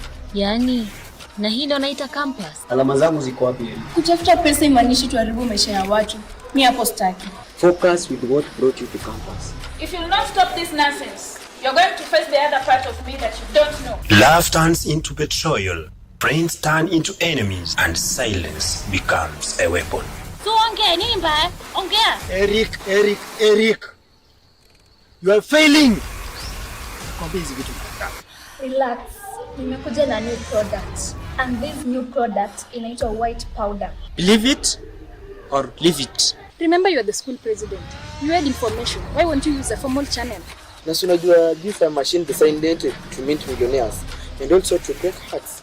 Mina, what official channels are you talking about? But one girl refuses to be silenced. You talk a lot. Mina, fearless, resilient, and hungry for the truth. You do not belong here. Kiburi peleka mbali. Do you know that lady is after power? And she can do anything, anything to achieve whatever she wants. I don't care. Mimi niko concerned na talent yangu ya kuimba. Mimi nataka pesa. Hiyo watu wawili mtakuwa watoto hadi lini? Mimi kama ni hiyo utoto, I swear, sitaki. I have power. Politically protected. Utanifanyia? Power, manipulation, or on Jeddah. Rule number 1, avoid the literate. No one knows that now. No one knows the truth. Truth never dies. Jeddah, coming soon.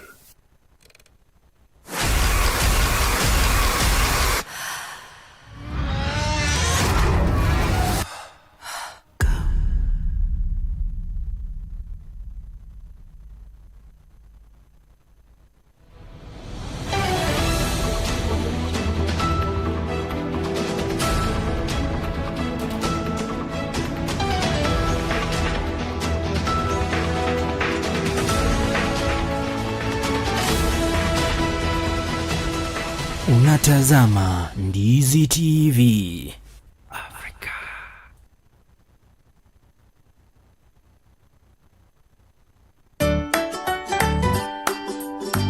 Hello boys and girls, welcome to Ndizi Juniors, the show made just for you.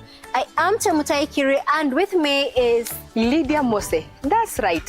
Every week we bring you fans, games, learning and stories that will make you smile and grow. From exciting challenges, amazing talents, and lessons for your everyday use. Join us every Saturday from 11 a.m. to 12 p.m. on Ndizi Juniors.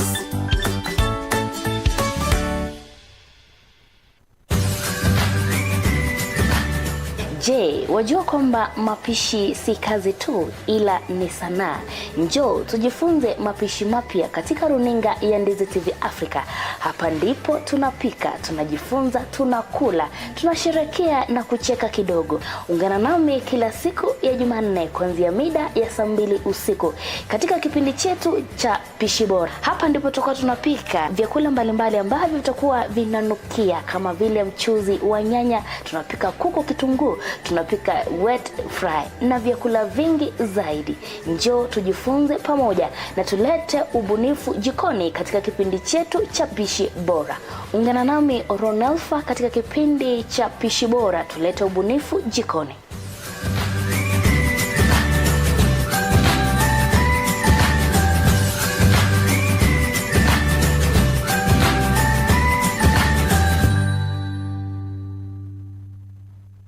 Mteja mpendwa, ni wakati sasa wa kujinyakulia aina ya flash disk kuanzia 8GB, 16GB na vilevile 32GB.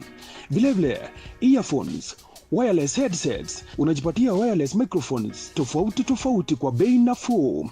Yale ambayo unafaa kuyafanya hivi sasa ni kwamba unapiga simu kupitia nambari 0739318606. Yote unayapata kwa bei nafuu popote ulipo.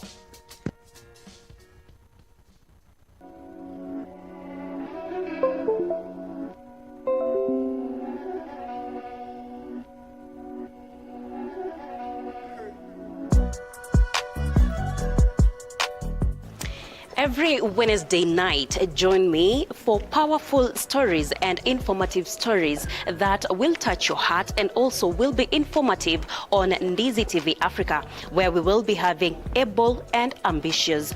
Join us as we empower voices that need to be heard and also encourage the inclusive voices in the society, one story at a time. We educate, we inspire, we break barriers and remind the world that disability is not inability. Tune in to Ndizi TV Africa every Wednesday as from 8 p.m. as we celebrate and empower the able and ambitious in our society. Ndizi TV Africa, beyond Africa.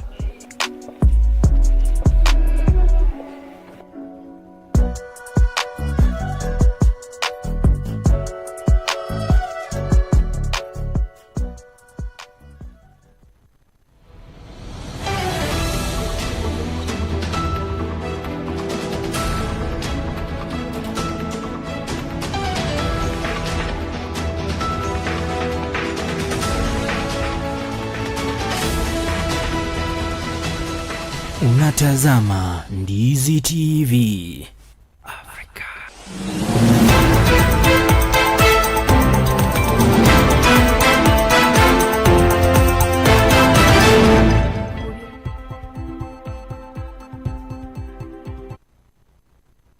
The morning bus, where we'll be now having a look on the trending stories since the weekend to this morning. Also, you can be able to follow us on our social media platforms as Ndizi TV Africa on all social media platforms, that is TikTok, YouTube, Instagram, and as well as Facebook. And also you can be able to talk to us via our SMS number, that is 21575. And we start from 1 year in office, that is the Deputy President, who is the second Deputy President in the Republic of Kenya. That is after the impeachment of the former Deputy President, Rigathi Gachagua. He took over. I'm talking about a 53-year-old man, that is Professor Kithure Kindiki, who is the current Deputy President of Kenya, who took it off from the former Deputy President, Geoffrey Rigathi Gachagua, who was impeached after he was accused of and found with some of the allegations he was accused of. Remember, he served as the member of the Senate, that is the former senator, that is Professor Kithure Kindiki, and also who served as the majority in the Senate Parliament, and as well as before being taken in as the Deputy President, Rigathi Gachagua, he was aching expecting to be one of those who were to join the President William Ruto then in the 2022 general elections, but Rigathi Gachagua took it from or Rigathi Gachagua was being picked by the president. Then they ran for the 2022 general elections and later on won. But 1 year later, the former deputy president was kicked out of office, and then Professor Kithure Kindiki took it offer. And remember, Professor Kithure Kindiki is a lawyer who have served the government for a while, and also before being taken in as the deputy president, Professor Kithure Kindiki was the Interior Cabinet Secretary, and he did his work until being picked as one of or to be the second in command. That is the second powerful, the most powerful seat in the country. And Professor Kithure Kindiki has been named to be somebody who is a yes man. Remember being given that by by the common mwananchi, that is he is Mr. Yes Sir, and being baptized that he has been described as President Ruto's perfect deputy, a dependable and also a compliant assistant who was not as oppressive as ousted Rigathi Gachagua when being compared. And remember now 1 year in office, that which clocked in November 1st, that was on Saturday, this 53-year-old has maintained a persistent record of being the best, and also the perfect deputy president, seemingly pleasing his boss. And as he was baptized, yes, Mr. Yes Sir, and we have seen, at least he has been going all around the country trying to do what they call Inua Jamii, and also helping young people to start businesses, and also women within the country. That is what have been happening within the country, and he has been seen to be that person who is speaking what their president wants him to speak. And most people know him from his reckoning statements. Ni fire, see fire. That is one of the statements that he normally makes whenever he appears in public. The latest was from Kakamega when he said that Rais Ruto ni fire, see fire, and then people have baptized him is Mr. Yes Sir, and also a fire, see fire guy in the government. Then another story that is also trending is from the Elgeyo Marakwet landslides, and from what the cabinet secretary, that is Interior Cabinet Secretary, has mentioned, that deforestation is one of the things that has led to those landslides in the area, terming it as that people have cleared the forest to do farming, and that has led to it has contributed to the it has contributed closely to the it has contributed to the landslide that happened in the area. And so far 26 people have been confirmed death, and 25 yet not to be found where they are, and they have been reported missing. And other entities in the government, including the NYS, are on the ground trying to find them, trying to trace their bodies might be maybe taken or being maybe only the big landslide that happened in the area. They might be either buried under the rocks and also the mudslides, and the government is doing what it could be to try and at least find their whereabouts as we move on. And that is something which is devastating. I remember from the photos we have seen on social media, of course that area seems to be cleared a little bit. Maybe the deforestation as linked, or one of the things that has contributed to this. And if you look at the photos that we have been seeing since this incident happened, it is something that is making people see life is really short. And also we pray for the families that lost their loved ones, and also those who lost their properties in the area, as the government is trying to find something that can be able to help them with. And also from Tanzania, what has been trending is that the United Kingdom has issued a travel advisory to Tanzania amid the post-election unrest, and that is what has been happening in Tanzania, that we have also been seeing photos on social media, and also what was captured in the one of our local dairies, that is in the Standard newspaper, that most people, some of the people have been killed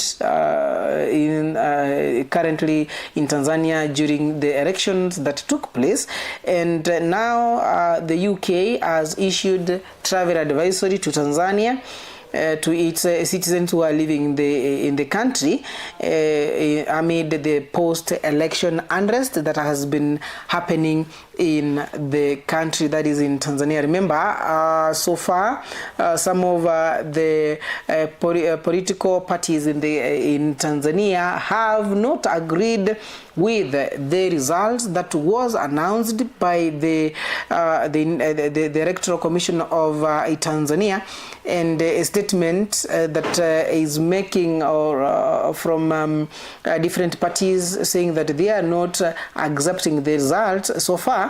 The Zanzibar president Hussein Mwinyi was sworn in to start his second term, and also as we await for the president-elect in Tanzania, maybe to be sworn in, but people are asking questions, and also the international bodies, humanitarian bodies, are now giving some statements, either way, not agreeing with what the Tanzanian government has done. And remember what I've just mentioned, that the United Kingdom, that is yesterday, it issued an advisory travel to its citizens traveling to Tanzania amid demonstrations and unrest across the country following the controversial presidential election. In a statement from the Foreign and Commonwealth and Development Office, that is stated that the British High Commission staff to avoid all but essential travel to Tanzania. And that report also advised the British citizens in Tanzania to limit movement and adhere to the curfews monitored by the local media, following the advice of the local authorities, and avoid being close to demonstrations and rallies and also large crowds in Tanzania. And this is happening, that is after the presidential elections that happened in Tanzania that led to some people being killed, and also in that elections His Excellency Samia Suluhu Hassan was announced as the winner by 98%, and 2% being the votes that was shared by those who were competing with him. And elsewhere is that when we are just moving on from what I mentioned earlier on, that is from Naivasha, issues resulting from the heavy rains. People from Kihoto village in Lakeview ward in Naivasha are also facing devastating floods caused by the rising water levels of Lake Naivasha, and thousands of the residents are stranded, and yet the county government led by Governor Susan Kihika, they have not issued or have not shown up to respond to what is happening in the area. In the pictures we have seen, and also the videos from the area, that people are vacating from the place, and buildings being submerged by the rising water levels from Lake Naivasha.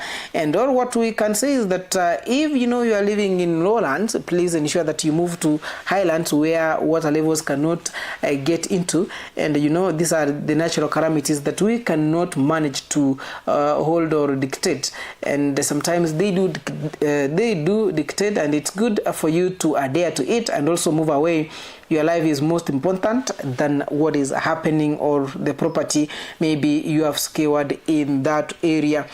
And that is, from the report that is indicated that the county government of Nakuru had given out in their budget, had allocated 600 million for emergencies such as that is any calamity that might be happening in the area. And elsewhere, from the politics side, it's what the former or the Siaya Senator Oburu Oginga, who is also the acting party leader of ODM. There are some statements that he made during the exclusive interview he had yesterday, and he mentioned some of the issues on the party preparedness and also the politics in the party, talking about the likes of Secretary General Edwin Sifuna, who is also who communicates, and he mentioned that Edwin Sifuna communicates the true position of the ODM party and is doing a good job. That is what some of the statements that Oburu Odinga made from his statements, or some of the statements he made from the interview that he was in yesterday. And also he mentioned that the brigade or the CSS that were picked from the ODM party to join the government, the likes of CS Mbadi, and also Wandai and other ODM leaders who joined the government, he mentioned categorically that they don't speak on behalf of the ODM, but they have to resign from the government for them to do so, from the statements that Oburu Odinga made that have sparkled reactions online on what it has been seen to be like whatever they mentioned during the burial of Baba and what is being said right now. And also he went further and said that he doesn't see any reason why the likes of Babu Wino should be isolated from the party, and he mentioned that Babu Wino maybe wants to be the governor in Nairobi County and he can't hire youth to shout his name in Bondo. That is when he was asked a question concerning how now people turn to be like they want some individuals in the ODM party.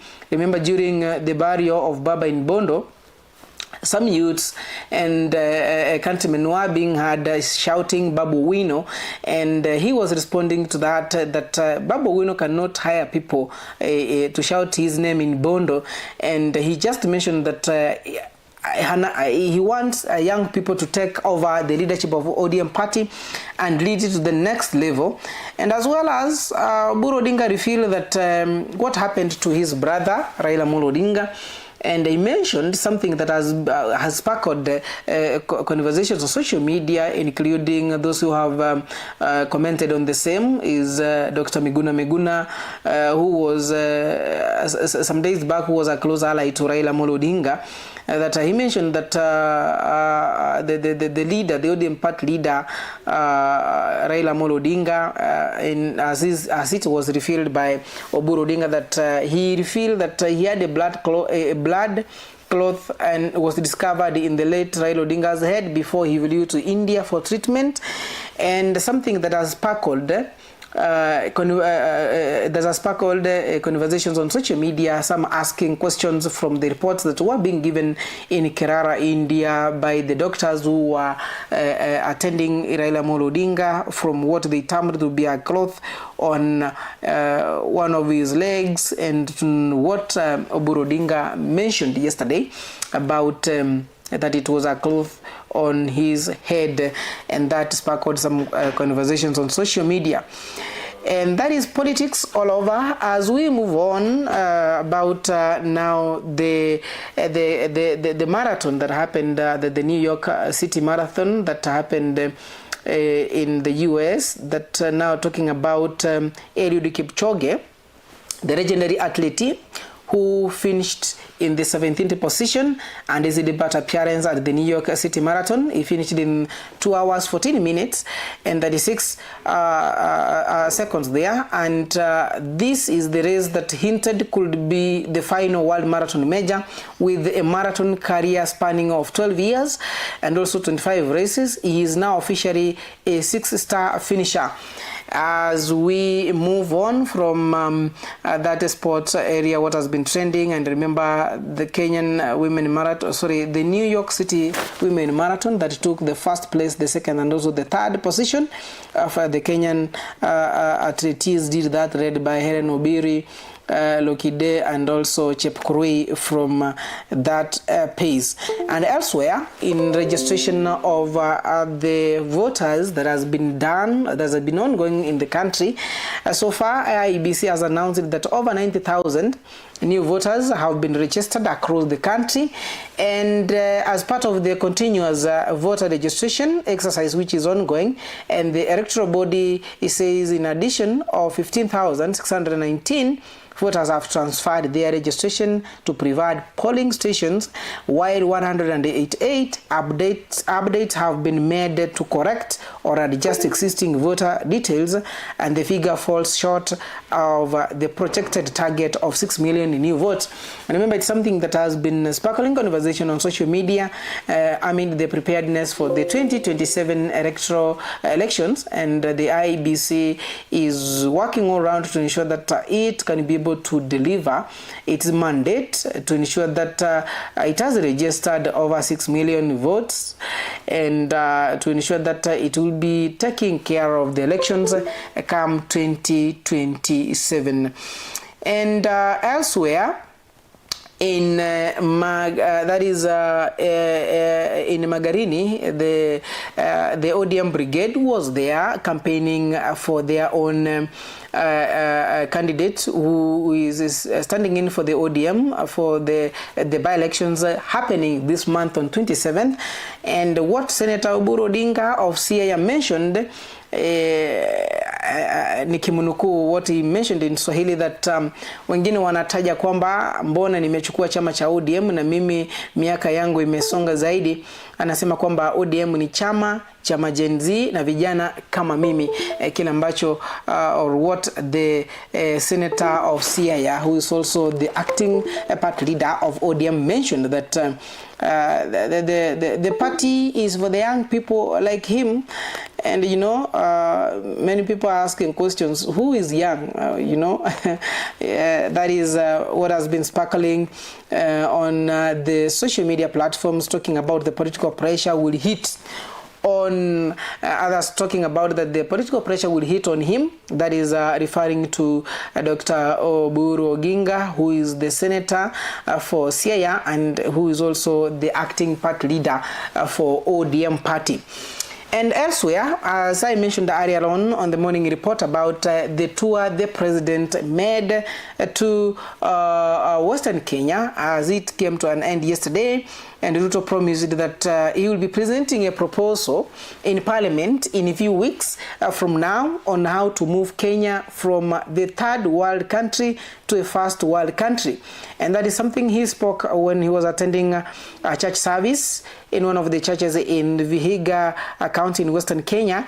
And it has sparkled questions, and also how it's going to happen.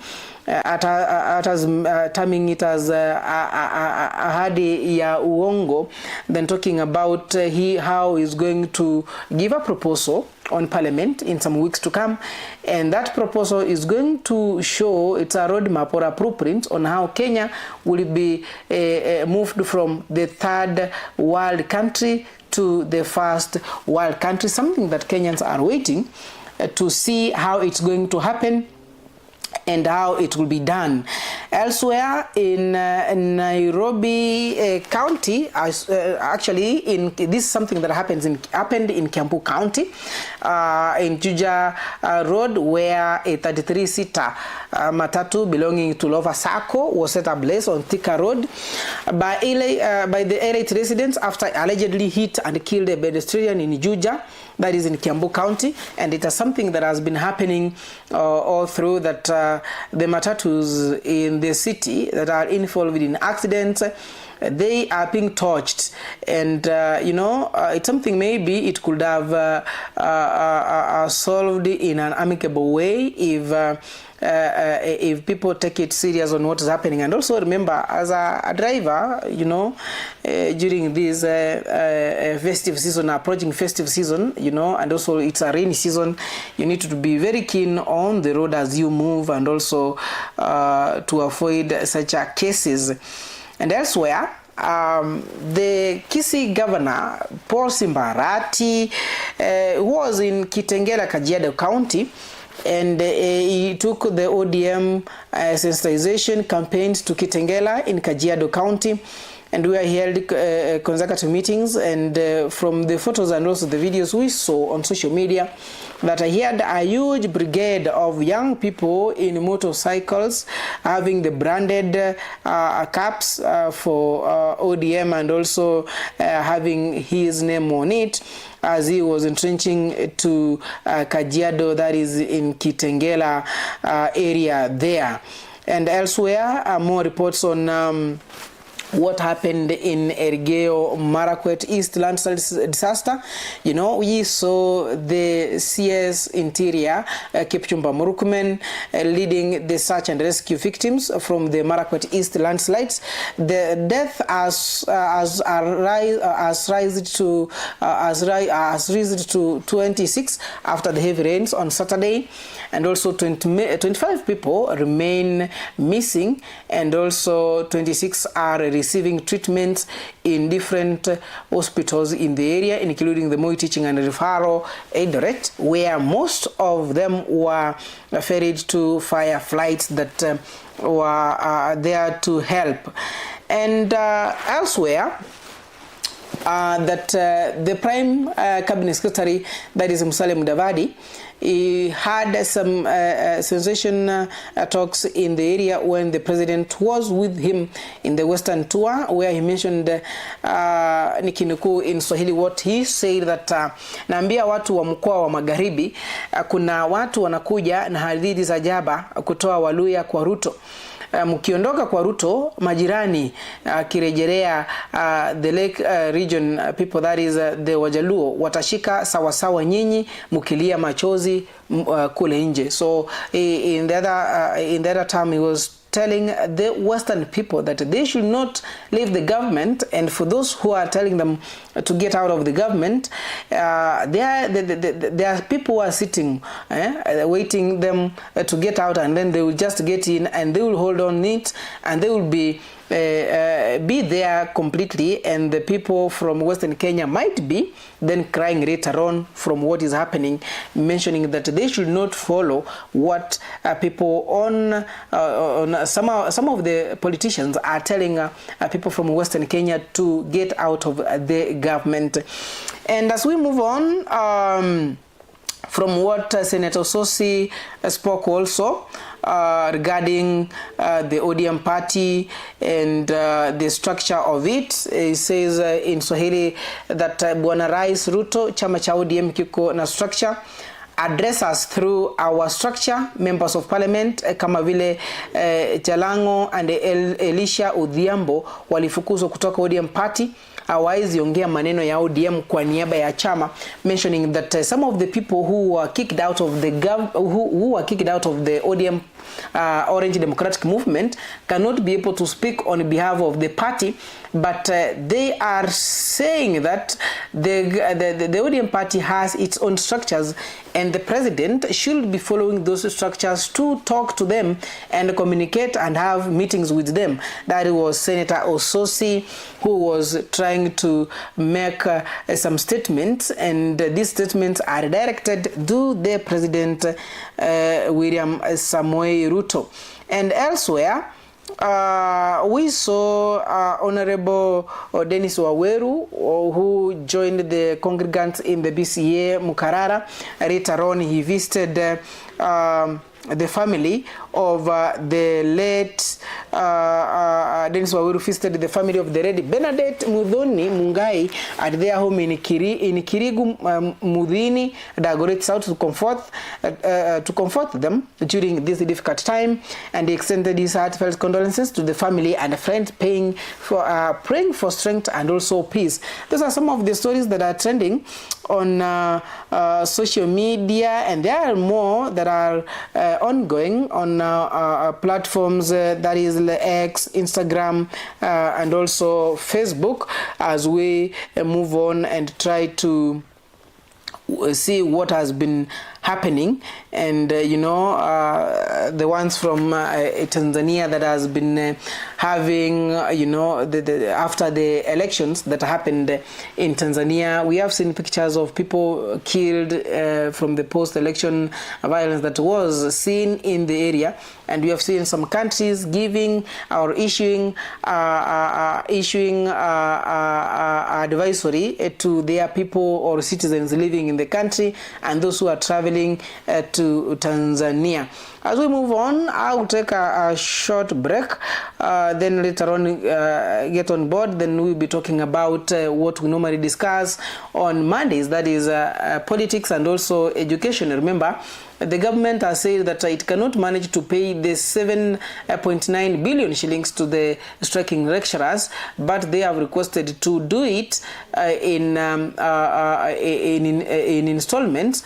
And then the lecturers are like, they are not ready for that. And then we had from the previous days, that is last week, that some of the university students have given an ultimatum to the government. It's either to pay their lecturers so that they can be able to get back to class, or they will also start demonstrations within the country. So let's take a short break. Once I get back, I will be going through I'll be going through the messages you have sent to us, and as well as move on to other stories.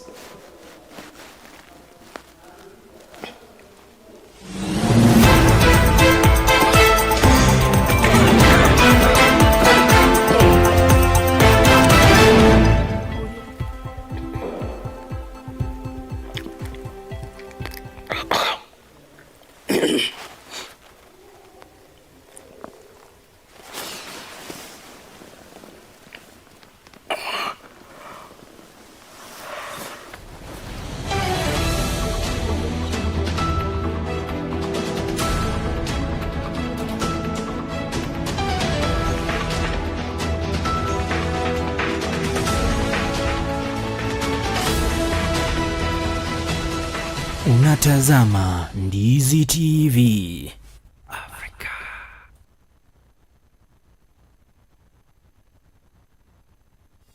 Being healthy is a strive everybody longs for. Human beings will spend their time online searching remedies for conditions challenging them. Some will go to medical facilities seeking medical help, while others will use herbal means to keep their health hazards. I am Chimutai Kirui, and every week on Afya Yetu, we open the doors for life-changing conversations from wellness and nutrition, preventing diseases, managing chronic illnesses, and even mental health. We bring expert advice, real-life stories, and practical solutions that touch every part of your life. Join me, Chimutai Kirui, on Ndizi TV Africa Afya Yetu Health Show every Friday from 7:30 to 8:30 p.m. and be part of the change.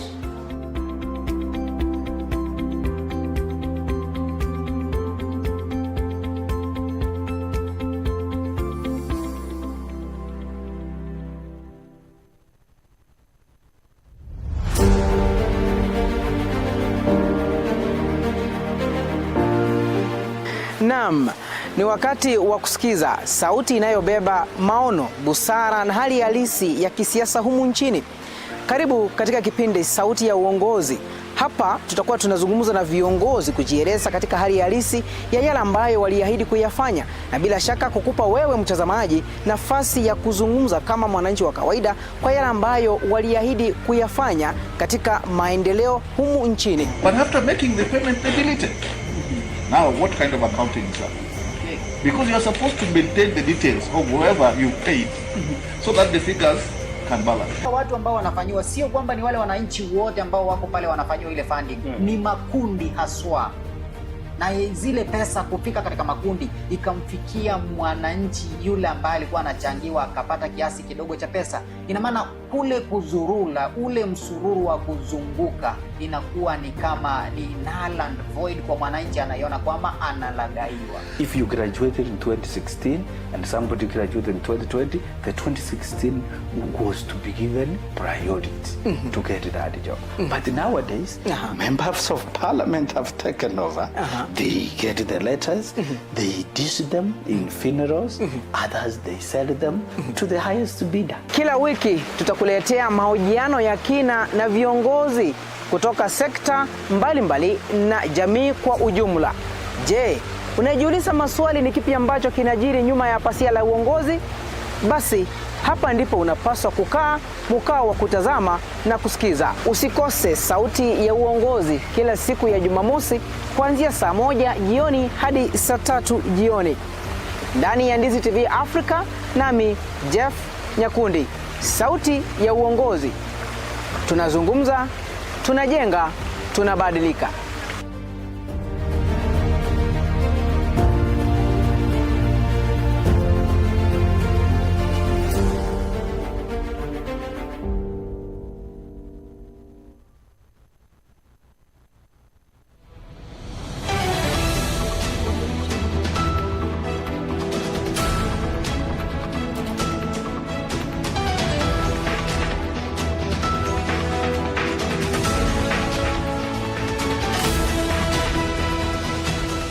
Unatazama Ndizi TV Africa.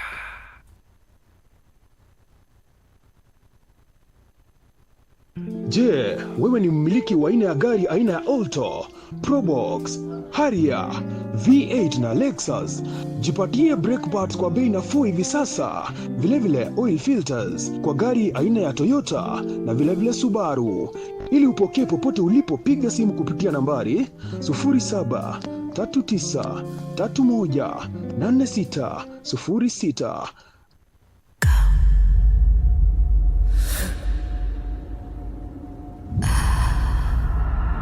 Ajinayo University. Nikuvalishe, nikulishe, nikuvishe, alafu nifanyie hivi. Like seriously? Yaani kitu tunaweza nisimamishe? Where dreams are born and darkness lurks. Oh, love, love, love. Can someone eat love? Hayo tutajulia mbeleni. Siko ready kuwa baba. Just make sure you're not lying. She's just my friend. Hii mapenzi yako inakaa nimefungiwa ndani. Nimechoka. I love you. Hata nimetoka class na kuna late. Unaweza ongea na kidogo for a minute? But she's just like a sister to me. Mimi hakuna kitu unaweza niambia mzee. Ball tatu, sister yako. A place of power, manipulation and control. What essence is your power if you don't know how to use it? Unasema hii ni territory yenu. Si huku ni campus ama? Do you have any other option? I am your goddess. Okay, ukiingia hapa na ukose kitu nataka, utatufanyia nini? How can I be okay? Eric didn't win this election. He bought it. Oh, so you have amnesia. Yani, na hii ndio naita campus. Alama zangu ziko wapi? Kutafuta pesa imanishi tuharibu maisha ya watu. Ni hapo staki. Focus with what brought you to campus. If you will not stop this nonsense, you're going to face the other part of me that you don't know. Love turns into betrayal, friends turn into enemies, and silence becomes a weapon. So ongea nini mbaya? Ongea. Eric. You are failing. Nakwambia hizi vitu. Relax. Nimekuja na new product. And this new product inaitwa white powder. Believe it or leave it. Remember you are the school president. You had information. Why won't you use a formal channel? Na unajua this a machine designed to mint millionaires and also to break hearts. Mina, what official channels are you talking about? But one girl refuses to be silenced. You talk a lot. Mina, fearless, resilient, and hungry for the truth. You do not belong here. Kiburi peleka mbali. Do you know that lady is after power? And she can do anything, anything to achieve whatever she wants. I don't care. Mimi niko concerned na talent yangu ya kuimba. Mimi nataka pesa. Ni watu wawili, mtakuwa watoto hadi lini? Mimi kama ni utoto, I swear, staki. I have power. Politically protected. Utanifanyia? Power, manipulation, or on Jeddah. Rule number 1, avoid the interrupts. No one knows that now. No one knows the truth. Truth never dies. Jeddah, coming soon.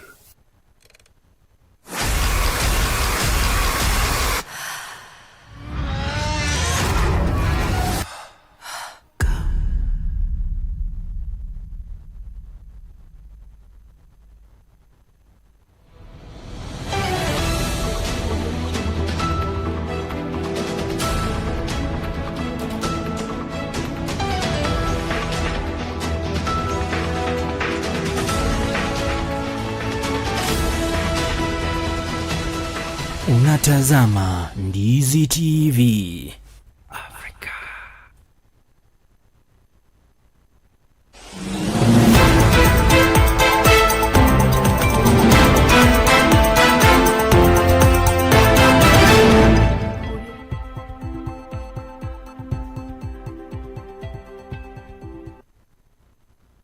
Back again on the morning bus as we are moving on almost to the last segment today. It is Monday, you know. It has been raining all over, and there are people who have not even who are not out of bed this morning. But I need to inform you that now within the outskirts of Kisii, it is now sunny day in this morning, so you need to be awake and also tuchenge taifa pamoja. On the comments and also the SMSs you have sent through our YouTube and also SMS number 21575, I can be able to see I'm on Dennis Kirandi from Nakuru. Nasema good morning Kirandi Dennis aka Omosoribo Gesusu kutoka Nakuru City Salams Club. I'm tuned in and following one-on-one. Thank you for being in. And also Amon Nokari, good morning Sir Geff, live from Rongo. Lakini Arsenal hatuwatakii mema, ni sawa tu. Cherole Enterprise watching live, but you have not mentioned where you are watching live from. I can be able to see Janice Oigo watching live all the way from the United States. Thank you for watching and following us via our YouTube channel. And also I can be able to see now Myondieki saying that she's tuned in from Nyamira County. Chief naitwa Chief who, let me get the name properly, Chief Ongaki from Miriri Kitoto Masaba, following the show this morning. Thank you so much for being in with us. And also I can be able to see the likes of Lynette Dagi and also Shemo Kerry who are following the show this morning. I'm mentioning that politics. Shemo Kerry is saying that the politicians, they can never want to get out of power until they are out of their breath. Some of the comments here and there for those who are watching us one-on-one on our YouTube channel, and also those who have sent their SMSs via our studio SMS number 21575, and also you keep the conversation going. As I mentioned earlier that on our last segment, what we'll be talking about is currently the political and also the education, what's happening in the education, and that's where we are going to have our talks measure in this morning. I remember we have been seeing the strike from the university lecturers, which is now 2 months down the line, and also actually it's 2 months and some days.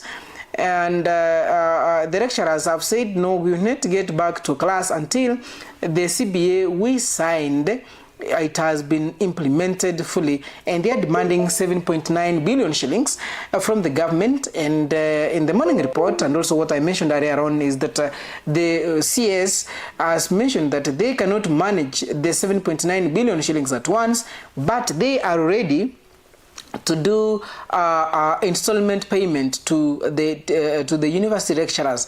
I remember last week some university students gave an ultimatum of 1 week to the government for it to pay their lecturers, or else if they cannot be able to do that, they will be having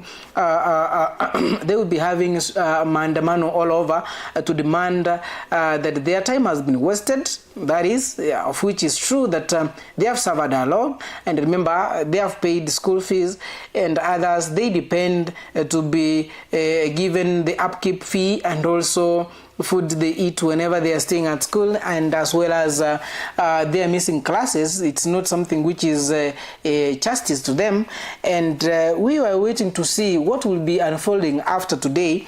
That is, if the conversation that has been going on with the government and also the striking lecturers for universities.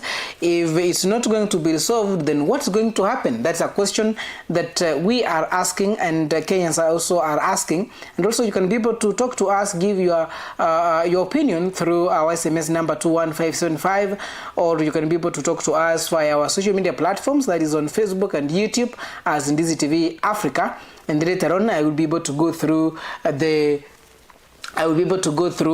comments that, and also that the opinions that you might be sending in this morning to ensure that things are to ensure that we get exactly what you are saying from your end. And remember, whenever this strike started, Constantine Wesonga, who is the lead in the strike of the lecturers, who's also one of the leaders for the lecturers, has mentioned categorically that they are not going to get back, and the government has been not adhering to what they signed from the year 2017 to 2021, that the CBA they signed, it has not been adhered to. And there is another one which was supposed to be signed, but they said it has to be adhered to first, then they can be able to move on next. And it's something that we are seeing that is demoralizing. Remember, some first years who joined the university this year, that is on September, they have not been attended to. And remember, as I mentioned earlier, that students and also parents are suffering, you know. The parent is suffering to ensure that he gets the school fees and pays the school fees as it is required. And now the semester goes and the student has not been attended. And what happened next? Is he or are the student going to be compensated? Some of the questions that we are asking. You can also talk to us via our SMS number, as I mentioned earlier, 21575, and as well as our social media platforms as we move on to this conversation this morning. And also, there is a lot that we need to look at from the perception that the government is saying that it has no money to pay the teachers.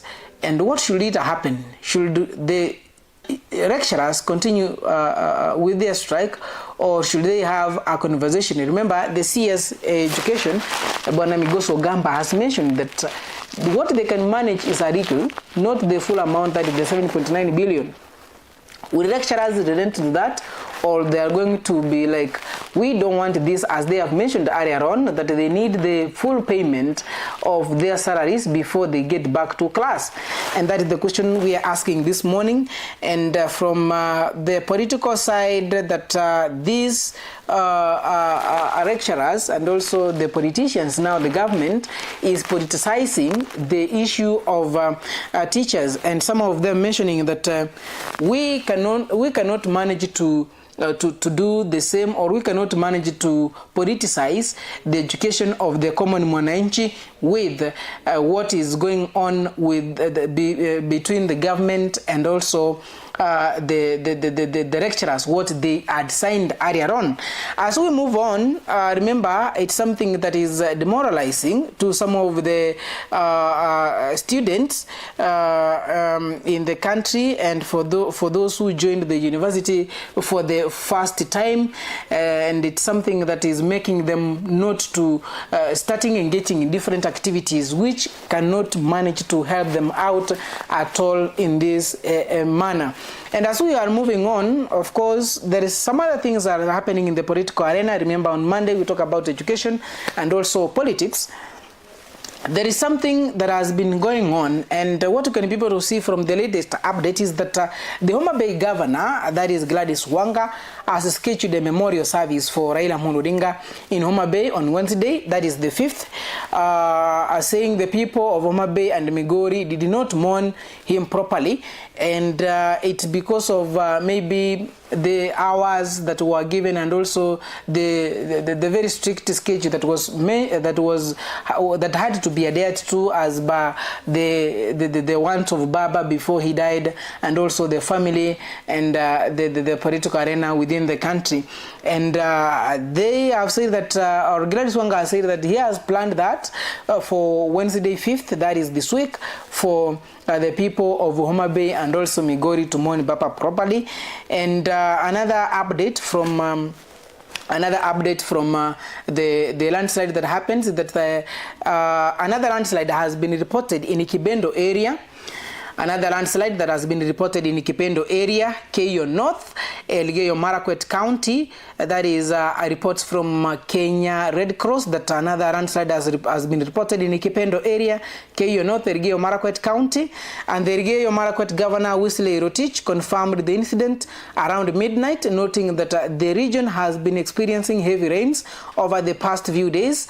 And that is something that has sparkling conversation on social media, and it's something which is not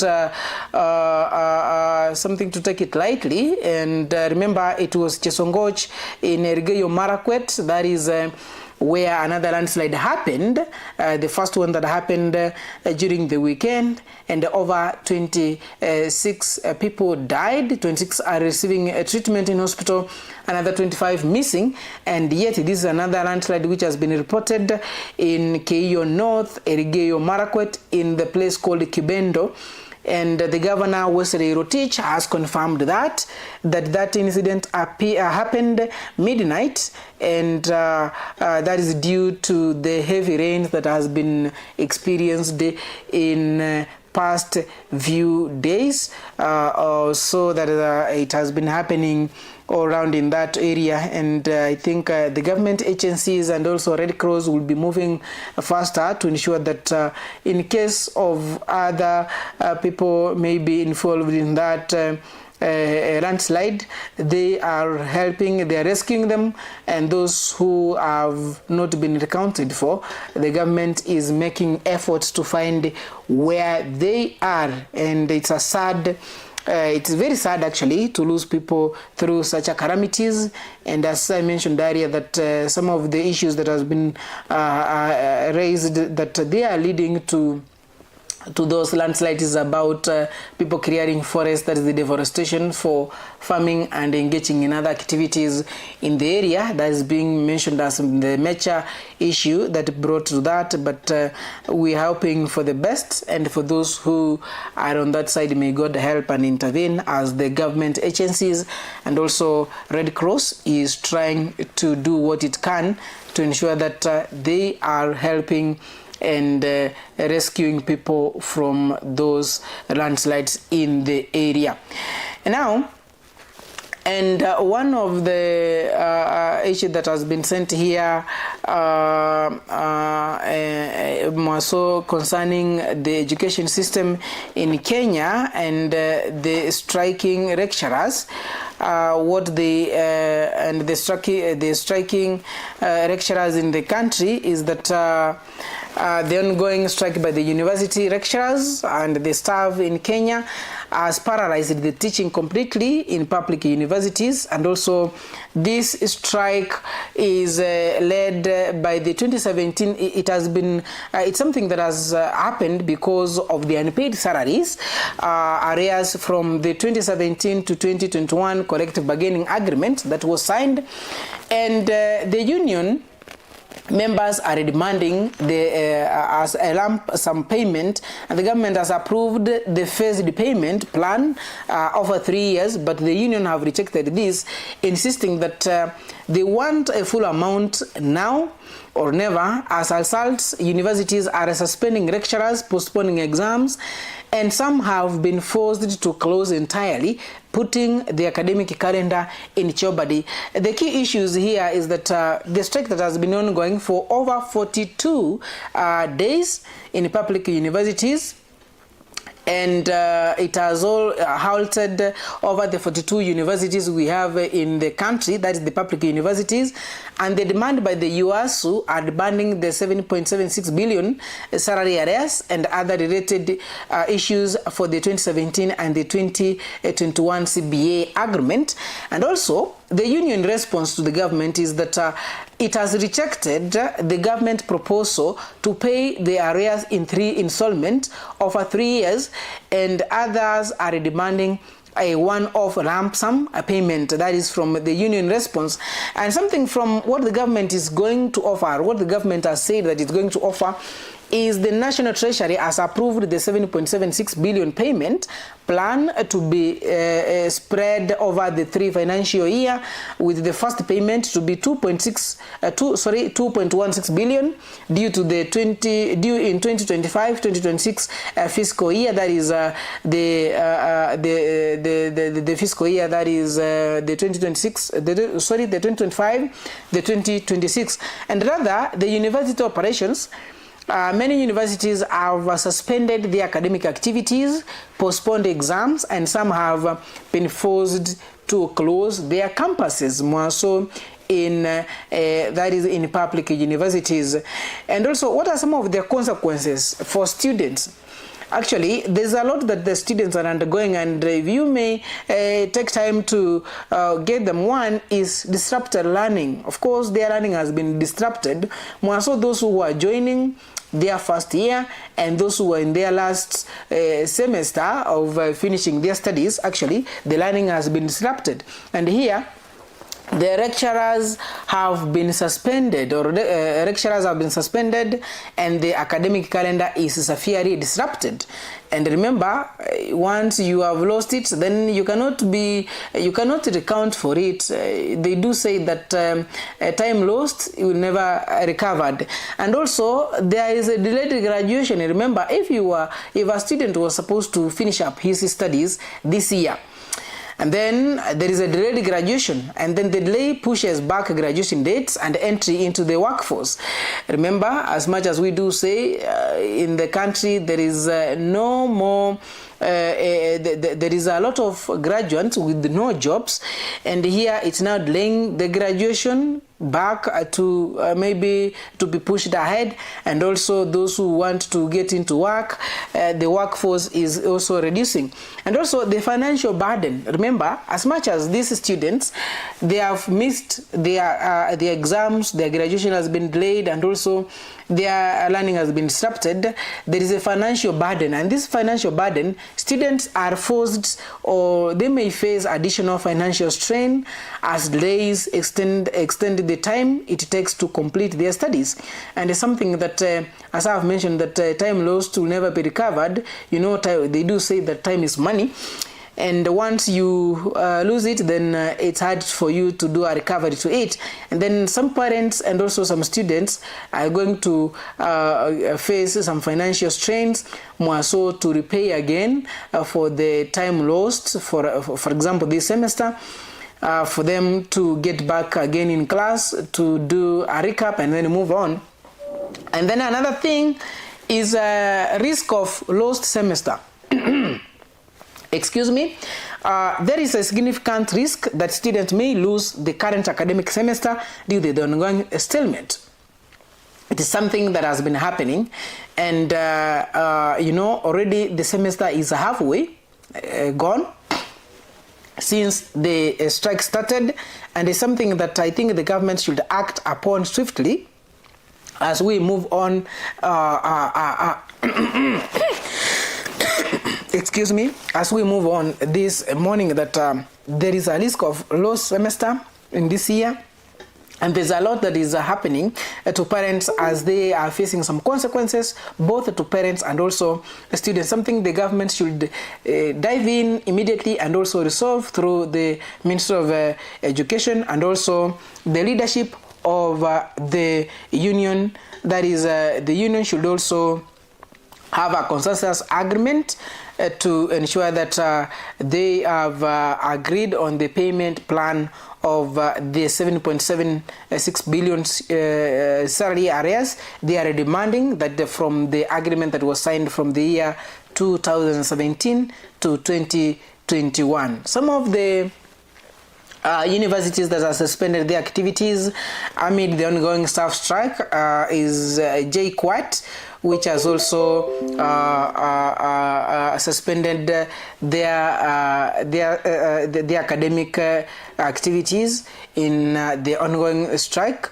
And also on the Treasury just gave an ultimatum of paying this money to in 3 years time.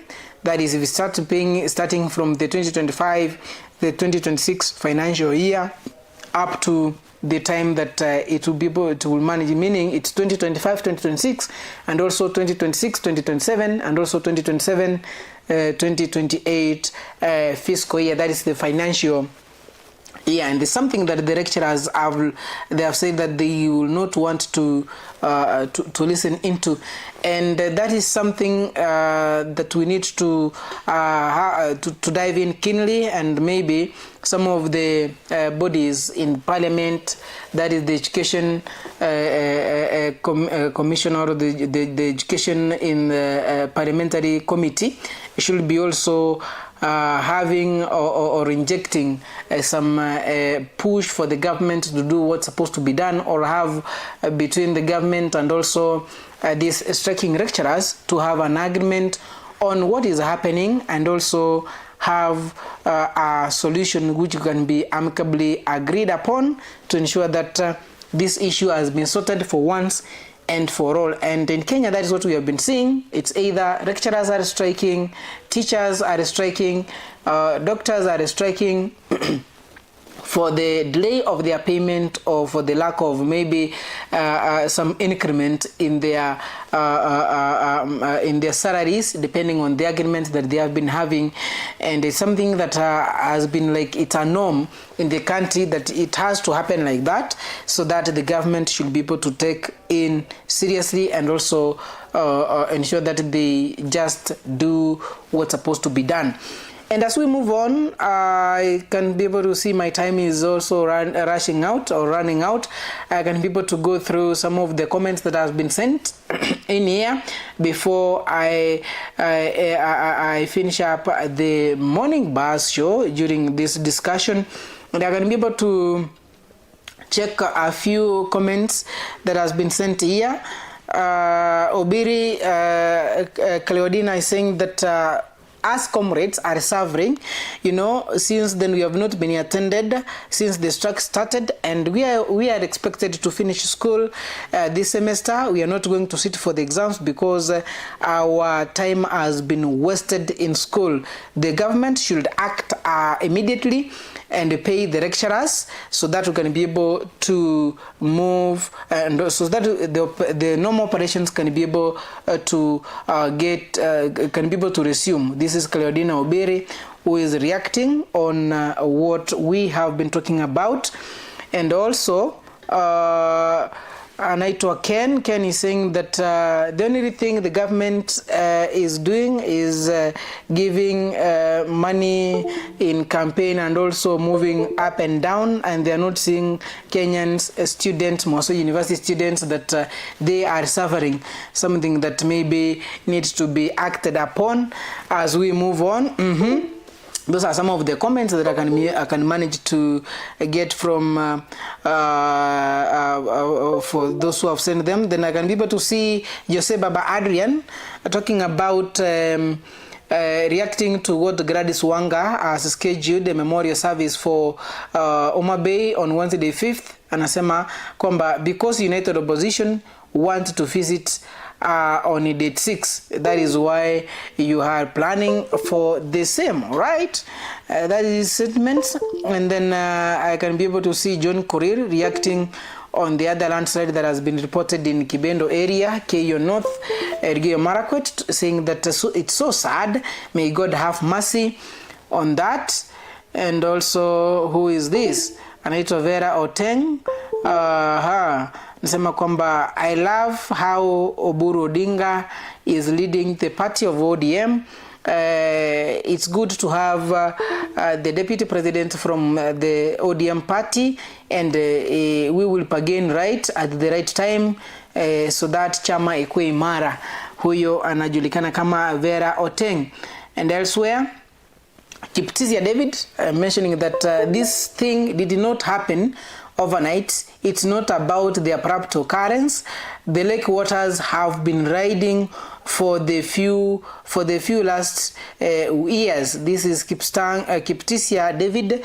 I guess he is responding to the updates that I gave earlier on, that the Kihoto village in the Lake View ward, Naivasha, is facing devastating floods in the area. And elsewhere, I can be able to see Baraza Abel saying, thanks for the news updates, my brother, have a good day. Thank you, Basar Abel. And who else is this? All right, Collins Oginga. All right, saying that Daktari, the only truthful man, is mentioning, is referring to Dr. Oburu Odinga, and ameongea lugha nyumbani pale ambayo mimi sielewi ni kile ambacho amesema, lakini pale amesema the only truthful man. That's what I can manage to go through. And Anto Gibet anasema, doctors around, what does blood cloth in the head mean?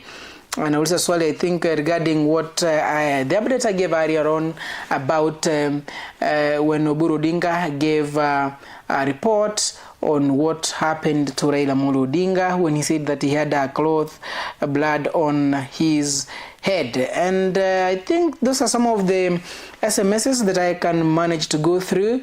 And what I can say, thanks for waking up with me, trying to check along whether there is any other, for those who have managed to do it this morning. I can be able to see for those who managed to wake up with us, Dennis Kirandi, Mono Okari, Chwero Legacy Enterprises, also Douglas. We saw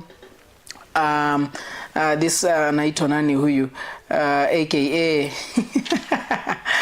all right, it's a hard word to use. Anyway, thank you for staying tuned in Ndizi TV Africa Morning Buzz.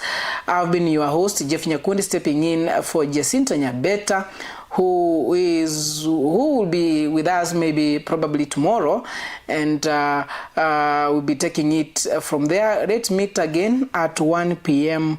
news, that is impartial.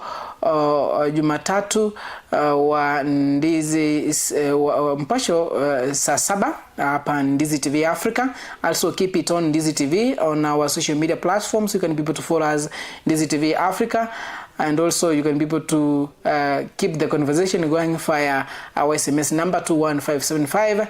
My name has been Geff Nyakundi, and also my director has been James Ondiki. Have a great day as we keep on building the nation. Bye bye until that time.